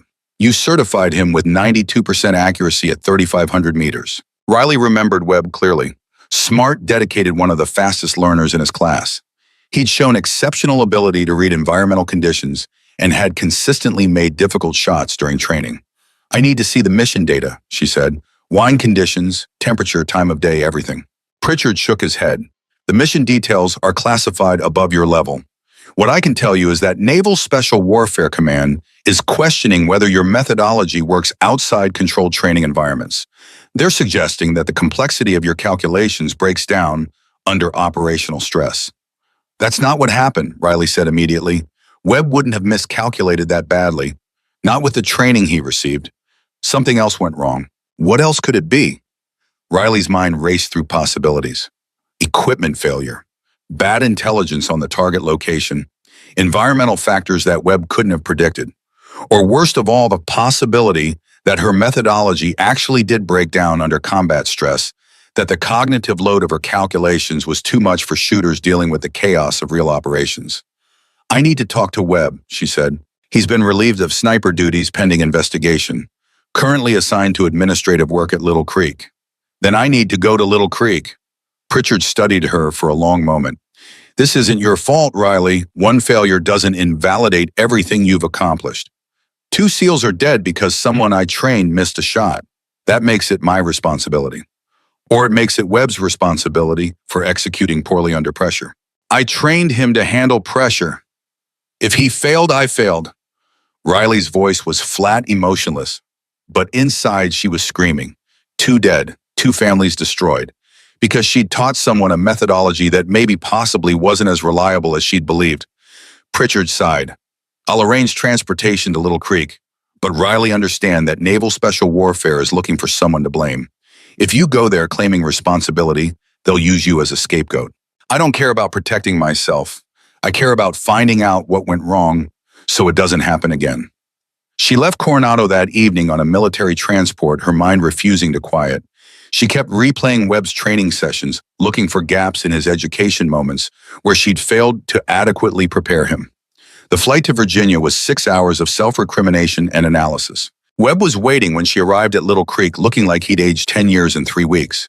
His eyes were hollow, his posture defeated. When he saw Riley approaching, something broke in his expression. I'm sorry, he said immediately. I'm so sorry. I know I let you down. I let the team down. Stop, Riley interrupted. Tell me exactly what happened. Every detail. They found an empty conference room and Webb pulled up a laptop containing his post-mission report. The target location appeared on screen along with environmental data and Webb's calculated firing solution. The target was on a 3rd-floor balcony. Webb began, his voice shaking slightly. Distance was 4,100 meters across an urban canyon. Wind at the firing line was 6 miles per hour from the northeast. I read the mirage across the flight path and calculated a temperature gradient of 0.9 degrees per 1,000 meters. Coriola's correction for the azimuth was 1.6 MOA. Riley studied the numbers. Everything looked correct based on the environmental data Webb had available. I made the calculations exactly like you taught me, Webb continued. Triple-checked everything. When I pulled the trigger, I was confident the shot was good, but it went left. Way left. Hit the building wall instead of the target. Did you feel any equipment issues, scope malfunction, rifle inconsistency, anything? Webb shook his head. Everything felt normal. The shot broke clean. There was no indication anything was wrong until the bullet impacted. Riley pulled up the mission timeline. The shot had been taken at 14:43 local time. She asked Webb about the urban environment, about building heights and materials, about any factors that might have affected the shot. And then she saw it.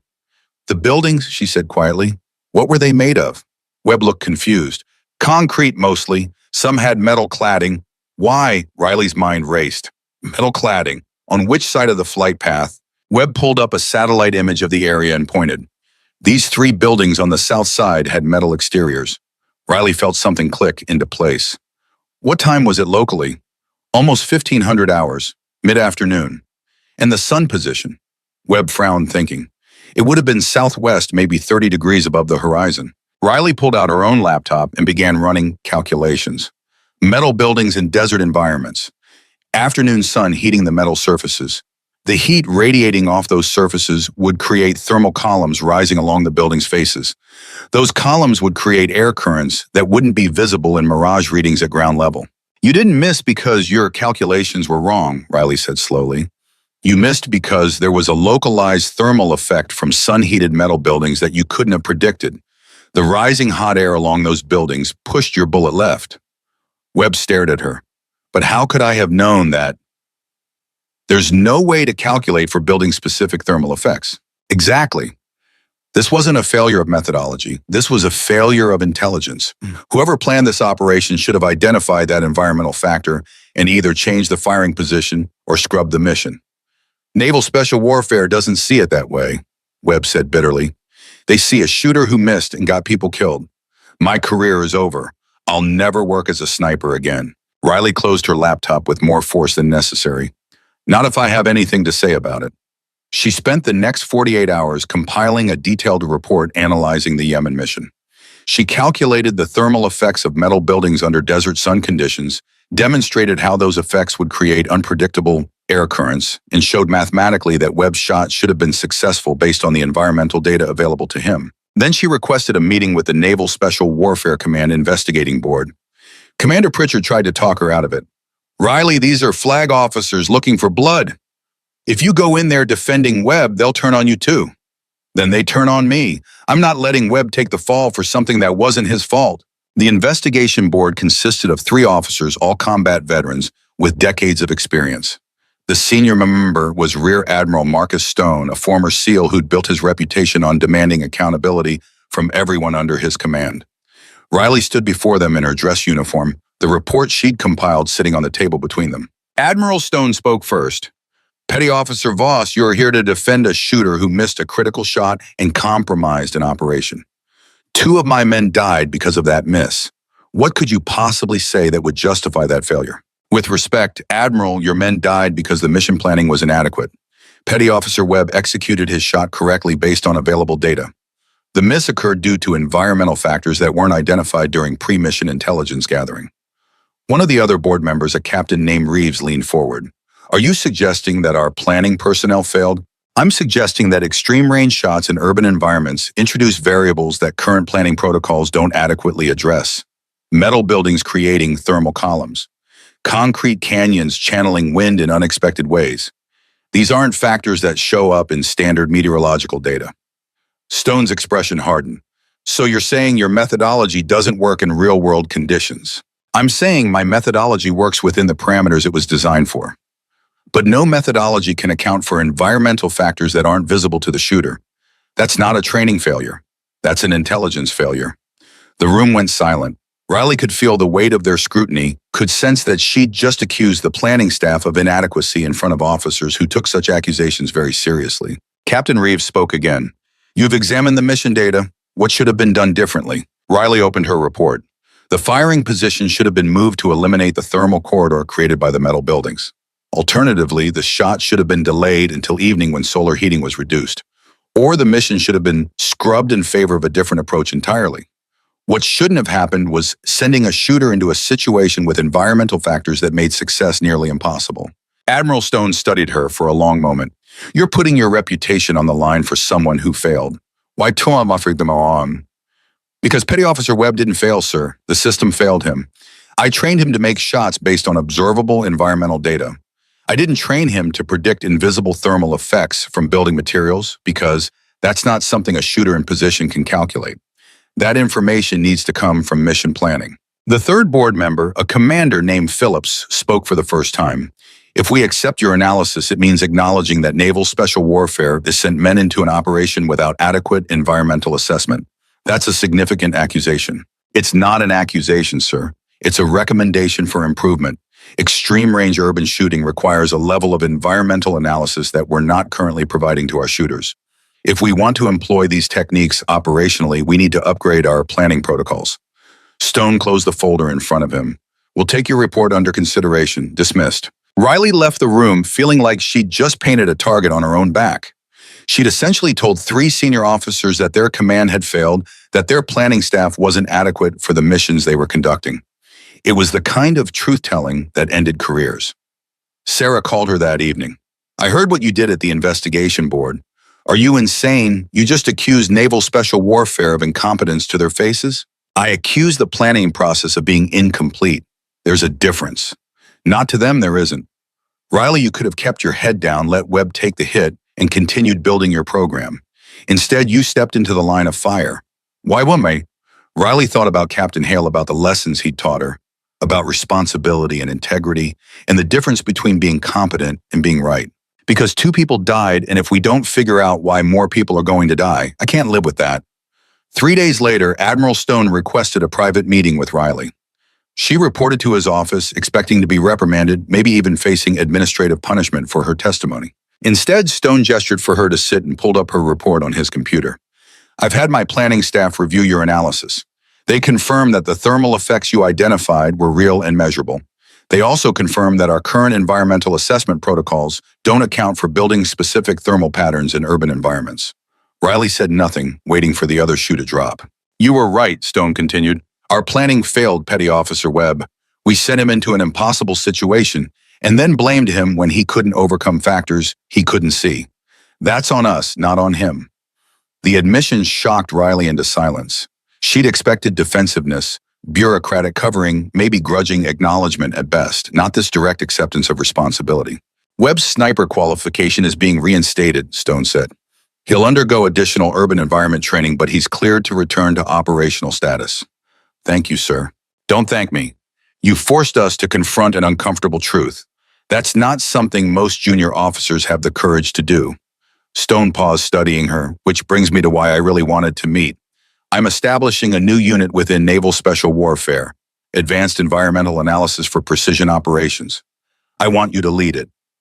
Riley's mind stuttered. Sir, your methodology works, but you're right that it requires environmental data our current planning doesn't provide.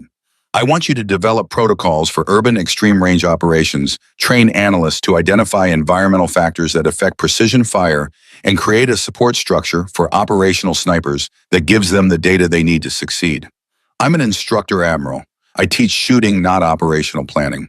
You're someone who understands the gap between what shooters can do and what we're asking them to do. That makes you exactly the right person for this. Stone's expression softened slightly. Look, I've been in this community for 30 years. I've seen a lot of talented people, but I've rarely seen someone willing to risk their own career to protect someone else and improve the system at the same time. That's leadership, Petty Officer. And it's what this unit needs. Riley felt overwhelmed.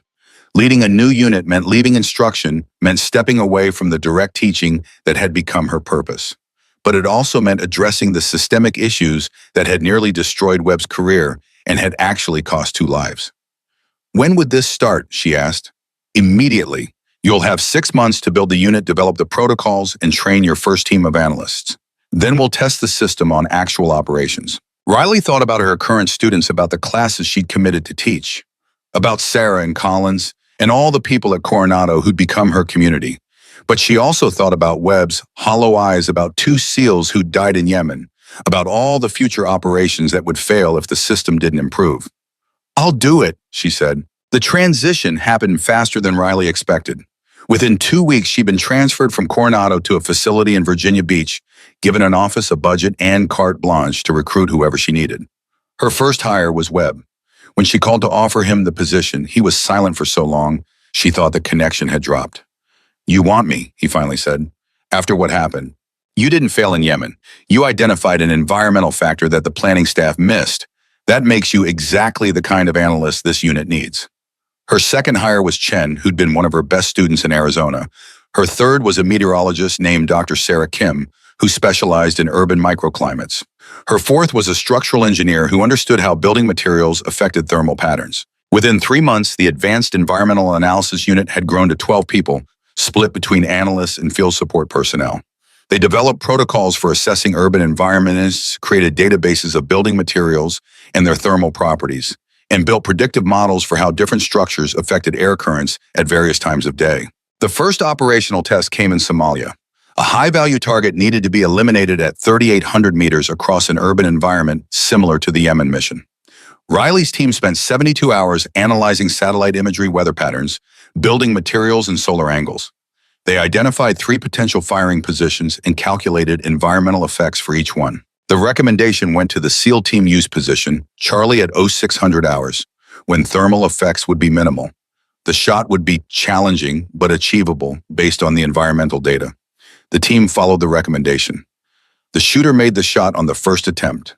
The target was eliminated with no collateral damage, and the team extracted without incident. When the after-action report came back listing the operation as a complete success, Riley felt something shift inside her. This was what success looked like. Not just making impossible shots, but creating systems that allowed others to make those shots consistently and safely. Admiral Stone called personally to congratulate her. Your unit just saved lives and completed a mission that might have failed using old planning protocols. That's exactly what I hoped you'd accomplish. It's just one operation, sir. It's proof of concept. And it's going to change how we plan every extreme range operation from now on. Over the next 4 months, Riley's unit supported 7 more operations. 6 were successful. The 7th failed, but not because of environmental analysis. The target had moved unexpectedly during execution. The success rate caught the attention of other military organizations. The British SAS requested access to Riley's protocols. The Australian SASR asked for training. Even the CIA's Special Activities Division wanted to integrate her environmental analysis into their operations. Riley found herself briefing generals and admirals, explaining her methodologies to people who'd never fired a rifle but understood the strategic importance of what she'd developed. It was surreal going from the quiet woman dismissed in Arizona to someone whose work was shaping international special operations doctrine. But success brought scrutiny.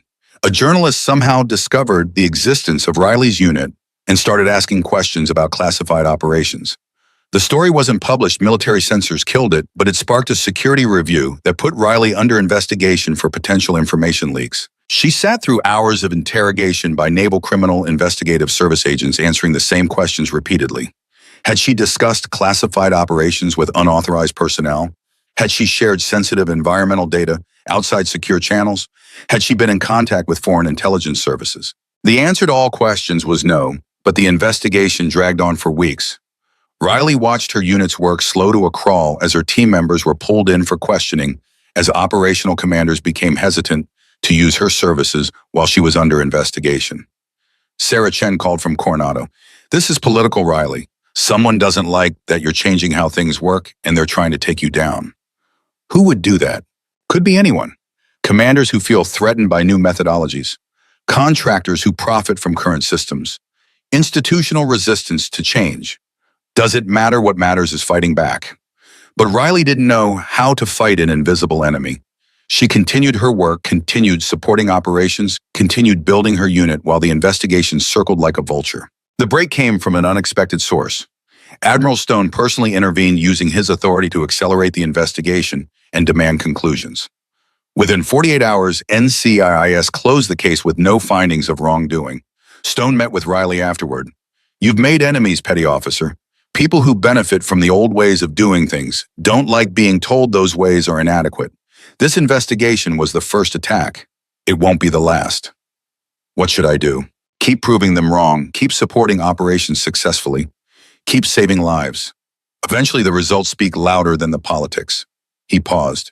And maybe accept that promotion to chief petty officer that's been sitting on your desk for the past month. Riley had been avoiding the promotion paperwork, uncomfortable with the attention and responsibility it represented. But Stone was right. If she wanted to protect her unit and continue improving the system, she needed the rank and authority that came with it. She signed the papers that evening. 3 weeks later, Riley received an encrypted message from a source she didn't recognize. The message contained a single line: Captain Hale's death wasn't an accident. Her blood went cold. She'd been told that Captain Hale died during a classified operation, that the details were sealed, that she didn't have clearance to know more. She'd accepted that explanation because she'd had no choice. Now someone was telling her it was a lie. Riley stared at the message for 3 hours, her mind racing through implications. If Hale's death wasn't accidental, it meant someone had killed him. If someone had killed him, there was a reason. If there was a reason, it might be connected to the same forces trying to undermine her work now.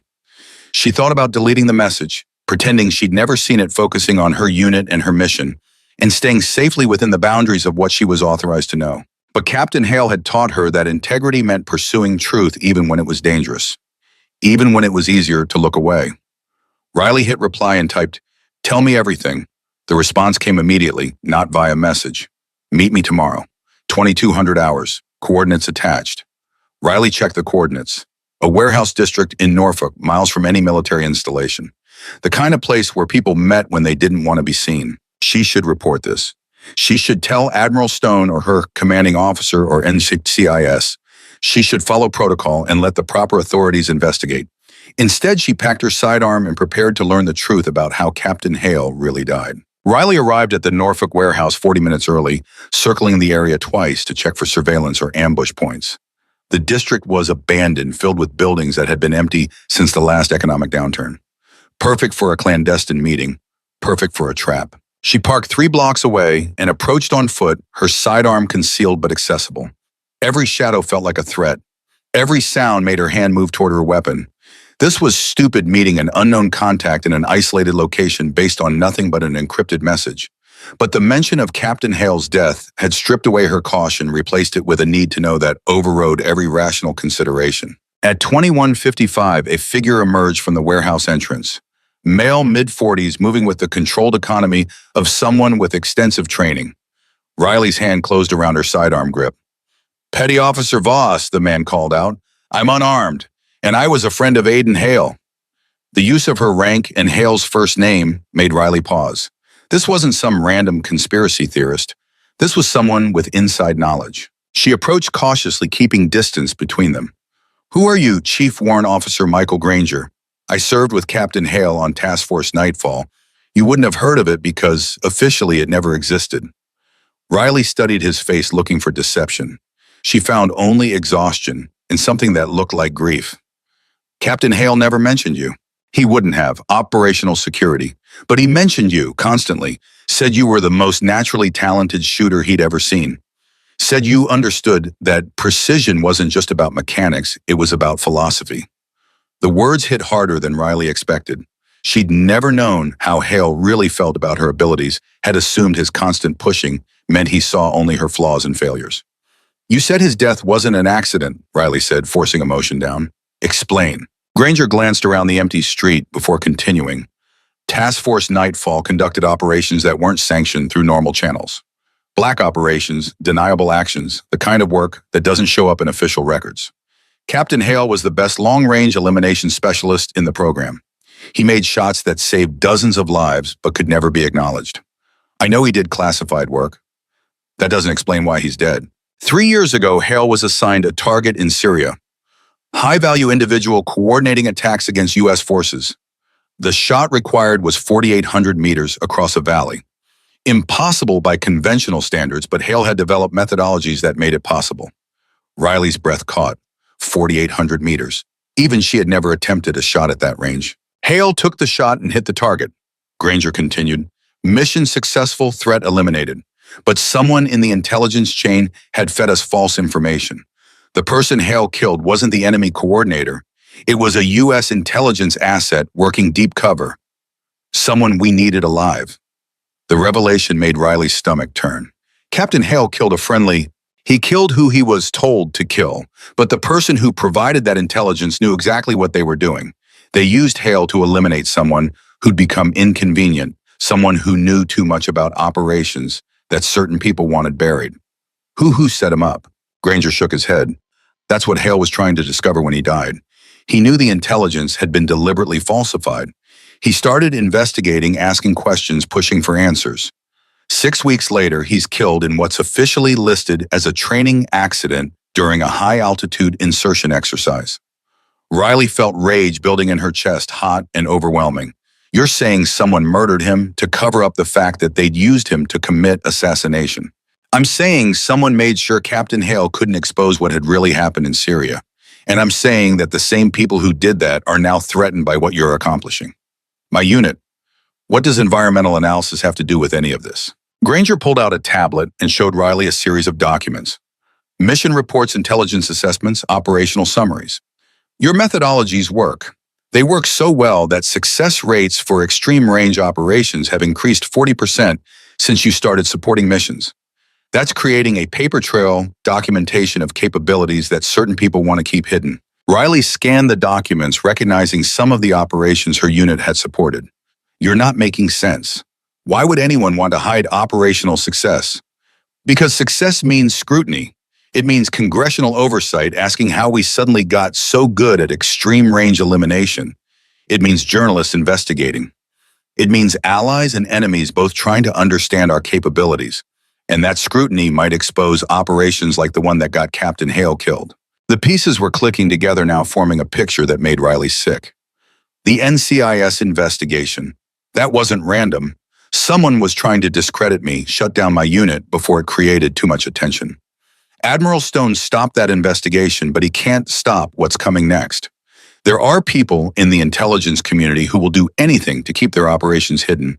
They've already killed to protect their secrets.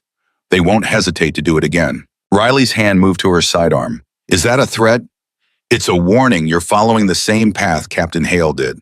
Asking questions, pushing boundaries, creating documentation of capabilities that powerful people want to deny exist. If you keep going, you'll end up the same way he did. Then what am I supposed to do? Shut down my unit, stop supporting operations, let people die because I'm afraid of making enemies. Granger's expression softened. I'm not telling you to stop. I'm telling you to be careful. Captain Hale wasn't careful enough. He trusted the system believed that doing the right thing would protect him. It didn't. Riley felt tears burning behind her eyes, but refused to let them fall. Why are you telling me this? If it's so dangerous, why risk meeting me? Because Aiden Hale was my friend and I owe it to him to make sure his student doesn't make the same mistakes he did. And because someone needs to expose what happened. I don't have the credibility or the position to do it. But you do. You want me to investigate Captain Hale's death. I want you to survive long enough to accomplish what he couldn't. The truth about Syria, about the false intelligence, about who's been running unauthorized operations through naval special warfare. All of it's connected, and all of it's dangerous. Riley stood there in the empty street processing everything Granger had told her. Part of her wanted to dismiss it as paranoid conspiracy theory, but another part recognized the truth in his words, understood that the forces trying to undermine her work were more than just institutional resistance to change. I need proof, she said finally, not just your word, hard evidence that I can take to someone who will actually investigate. Granger handed her a flash drive. Everything I have is on here, mission reports from Syria, communications logs showing the false intelligence chain, financial records suggesting who benefited from eliminating that intelligence asset. It's not complete, but it's a start. Riley took the drive, feeling its weight in her palm like a live grenade. If I pursue this, I'm putting a target on my back. The target's already there. You just didn't know it until now. Granger melted back into the shadows before Riley could ask more questions, leaving her alone with the flash drive and more questions than answers. She drove back to her apartment, in a daze, her mind cycling through scenarios and implications. At 0300, unable to sleep, she loaded the flash drive contents onto an encrypted laptop. What she found made her hands shake. Mission reports from operations she'd never heard of. Intelligence assessments that contradicted official narratives. Financial transfers between defense contractors and offshore accounts. Communications between senior officers discussing operations that sounded more like assassinations than military actions. And buried in the files, a series of emails between Captain Hale and an intelligence officer named Deputy Director Marcus Crane. Hale asking questions about the Syria mission. Crane deflecting, dismissing, eventually threatening. The final email from Hale was dated 2 days before his death. I know what you did. I have proof. This ends now. Riley sat back from the laptop, her mind reeling. Crane had killed Captain Hale or arranged his death. The evidence wasn't conclusive enough for a criminal prosecution, but it was damning enough to understand what had happened. Her phone rang at 0530. Admiral Stone's voice came through harsh and urgent. Riley, we have a situation. I need you at NAVSPEC WAR headquarters in 1 hour. Don't ask questions, just get here. She arrived to find Stone's office filled with senior officers all looking grim. Stone gestured her inside and closed the door. Deputy Director Crane from the Defense Intelligence Agency is launching an investigation into your unit, Stone said without preamble. He's alleging security violations, unauthorized disclosure of classified methodologies, and potential compromise of ongoing operations. Riley felt ice settle in her stomach. Crane was making his move, trying to destroy her before she could expose him. The allegations are false, sir. I know they're false, but Crane has political connections that make him untouchable through normal channels. He's going to dismantle your unit, discredit everything you have accomplished, and probably end your career in the process. Stone paused. Unless you give me a reason to fight him. Something that justifies burning every favor I have and making very powerful people very angry. Riley thought about the flash drive in her pocket, about the evidence Granger had provided, about Captain Hale and what he'd tried to accomplish before they killed him for it. She pulled out the drive and placed it on Stone's desk. Captain Aiden Hale was murdered to cover up an unauthorized assassination operation run through Naval Special Warfare. Deputy Director Crane provided false intelligence that resulted in the death of a U.S. intelligence asset. When Captain Hale discovered the truth, Crane arranged his death and made it look like a training accident. Everything's on this drive. The room went absolutely silent. Stone stared at the drive like it might explode. Do you understand what you're alleging? He said quietly. You're accusing a senior intelligence official of murder and conspiracy. If you're wrong, your career is over. If you're right, you've just started a war with people who kill to protect their secrets. I know, sir, but Captain Hale tried to expose this and died for it. I owe it to him to finish what he started. Stone picked up the drive, examining it. I'll need to verify this information through back channels. If it checks out, I'll take it to the Inspector General and the Senate Intelligence Committee. But Riley, you need to understand that the moment I do that, you become a target. Crane and whoever's protecting him will do everything they can to discredit you, destroy you, maybe even kill you. They're already trying to destroy my unit, sir. At least this way I'm fighting back. Stone nodded slowly. Give me 72 hours to confirm the data and line up support. In the meantime, business as usual. Don't let anyone know what you've provided. Don't change your routine. Act like nothing's happened. Riley left the meeting feeling like she just stepped off a cliff into darkness. She went through the motions of her day, briefing her team, supporting ongoing operations, pretending everything was normal. But inside, she was waiting for the other shoe to drop. It took 48 hours. Riley was in her office reviewing environmental data for an operation in Iraq when Webb burst through the door, his face pale. Chief, we have a problem. Someone just leaked classified information about our unit to the media. Operational details, methodology, specifics, everything. Riley felt her blood run cold. Who leaked it? The story claims you did. Says you've been sharing classified data with unauthorized personnel, compromising national security for personal gain. The setup was perfect. Crane had manufactured evidence of the exact crime he was accusing her of, creating a narrative that would destroy her credibility before she could expose him. Her phone rang. Stone's voice was tight with anger. Riley and CIS is on their way to arrest you. Someone planted classified documents on your personal computer with metadata showing you accessed and transmitted them. I'm trying to delay the arrest, but you need to disappear. Now. Sir, I didn't. I know you didn't. But Crane's made sure the evidence says otherwise. If NCIS takes you into custody, you'll be locked up pending trial. Your testimony about Syria becomes the ravings of a disgraced officer facing espionage charges. We lose any chance of exposing what really happened. Riley's mind raced. Running would make her look guilty, but staying meant letting Crane win, meant Captain Hale's death would never be avenged, meant the corruption would continue. Where do I go? I'm sending coordinates to your secure phone. My people will meet you there and keep you safe while I work the political angle. But Riley, once you run, there's no coming back until we prove your innocence. Your career, your reputation, everything you've built, it's all on hold until this resolves. Riley looked around her office at the photos of successful operations on the wall, at the commendation she'd earned at the unit patch representing everything she'd accomplished. Then she grabbed her go bag and left it all behind. The safe house was in the Blue Ridge Mountains, isolated and secure. Riley spent 3 days there while Stone worked his contacts building a coalition of support. The evidence from Granger's flash drive checked out every document authentic, every allegation verifiable. Stone took it to the Senate Intelligence Committee's chairman, who authorized a classified investigation into Crane's activities. But investigations took time and Crane wasn't waiting. The media stories about Riley intensified. Her photo appeared on news broadcasts labeled as a traitor who'd compromised national security. Former colleagues were interviewed taken out of context, made to sound like they'd always suspected she was unreliable. Webb called her secure phone on the fourth day. "Chief, they arrested me, claiming I was your accomplice. Sarah Chen's under investigation too. They're dismantling the entire unit, arresting anyone who worked closely with you." Riley felt rage and helplessness warring in her chest. "I'm sorry, I never meant to drag you into this." "You didn't drag me anywhere. I'm here because you saved my career once and because what we're doing matters. I'm not giving up just because some corrupt bureaucrat is trying to bury the truth." The investigation broke open on day 7. A senator on the Intelligence Committee went public with allegations against Crane, citing classified evidence of unauthorized operations and potential involvement in Captain Hale's death. The media attention shifted from Riley to Crane overnight. Crane responded by doubling down, claiming the investigation was politically motivated, that Riley had manipulated evidence, that the whole thing was a conspiracy to undermine national security operations. It might have worked if Granger hadn't come forward.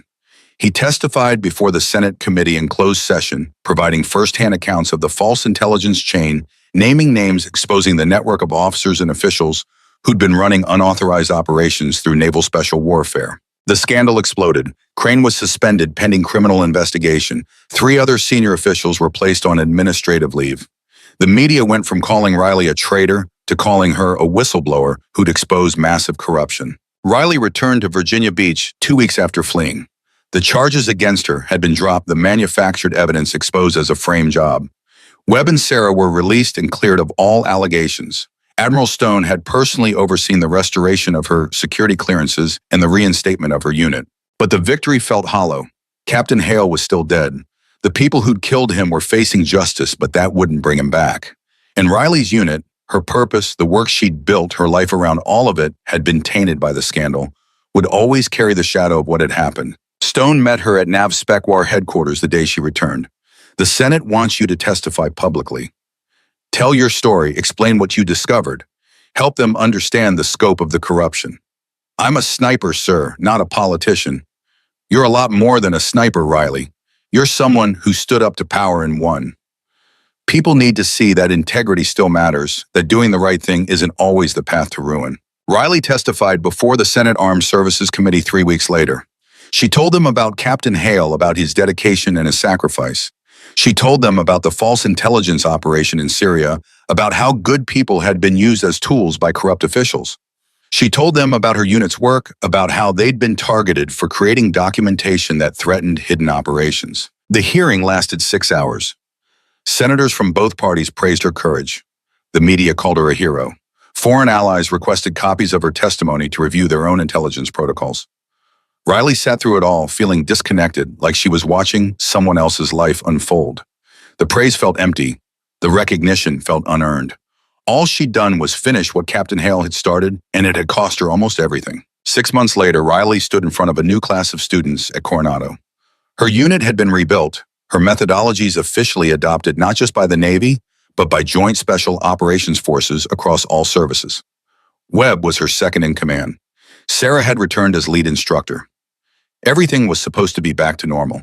But it wasn't. It would never be. She'd seen too much, understood too well how easily good systems could be corrupted by bad actors, how doing the right thing could turn your life upside down. She looked at the 20 faces watching her expectantly, waiting to learn the secrets of impossible shots and extreme-range precision. "My name is Chief Petty Officer Riley Voss," she began. "For the next 12 weeks, I'm going to teach you to make shots you currently think are impossible.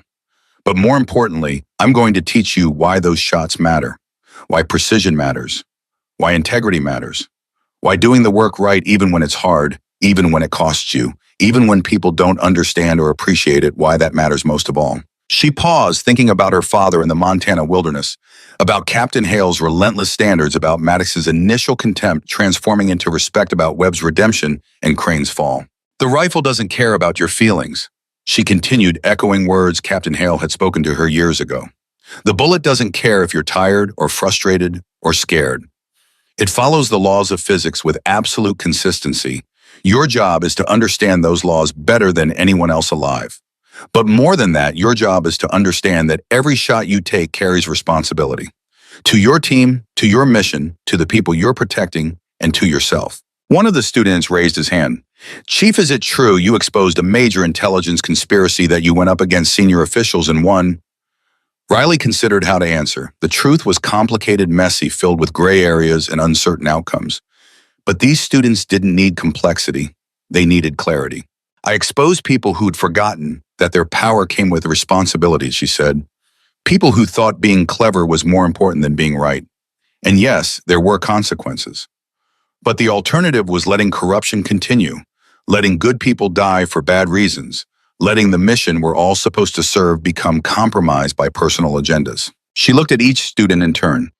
Some of you will face similar choices in your careers. Moments when doing the right thing conflicts with doing the easy thing. When speaking truth threatens your advancement. When protecting others puts you at risk. In those moments, remember that your integrity is the only thing truly worth protecting, because once you compromise, everything else you accomplish becomes hollow. The students absorbed her words with varying degrees of understanding. Some got it immediately. Others would need time and experience to appreciate what she was telling them. That was fine. Riley had learned that teaching wasn't about making everyone understand everything immediately. It was about planting seeds that would grow when the time was right. As the class filed out for their first range session, Riley remained behind, staring at the empty classroom. Sarah appeared in the doorway. You did good in there. Captain Hale would be proud. Riley felt emotion rising in her throat but pushed it down. I just hope I'm teaching them the right things, not just how to shoot, but why it matters. You are. And they'll carry that forward, teach their own students, someday keep the tradition alive. Sarah paused. That's how we honor the people we've lost. Not by mourning forever, but by making sure their lessons survive. Riley nodded, unable to speak. She thought about Captain Hale's grave at Arlington, about the classified medal that acknowledged his service without revealing its true nature, about the legacy he'd left that lived on in her and in everyone she taught. She thought about Maddox learning humility, about Webb finding redemption, about Collins transforming from skeptic to believer, about Stone risking his career to protect what was right. Most of all, she thought about the mission. The endless work of training warriors, supporting operations, saving lives through precision and discipline, and relentless dedication to excellence. It wasn't glamorous. It wasn't always appreciated. But it mattered, and that was enough. Riley picked up her gear and headed toward the range where her students were waiting. She had work to do, shots to make, lessons to teach. The legacy Captain Hale had left her wasn't about vengeance or vindication or even victory. It was about the simple, profound act of doing the work right every single day, regardless of who was watching or what it cost. That was the shot that mattered most, and Riley Voss never missed.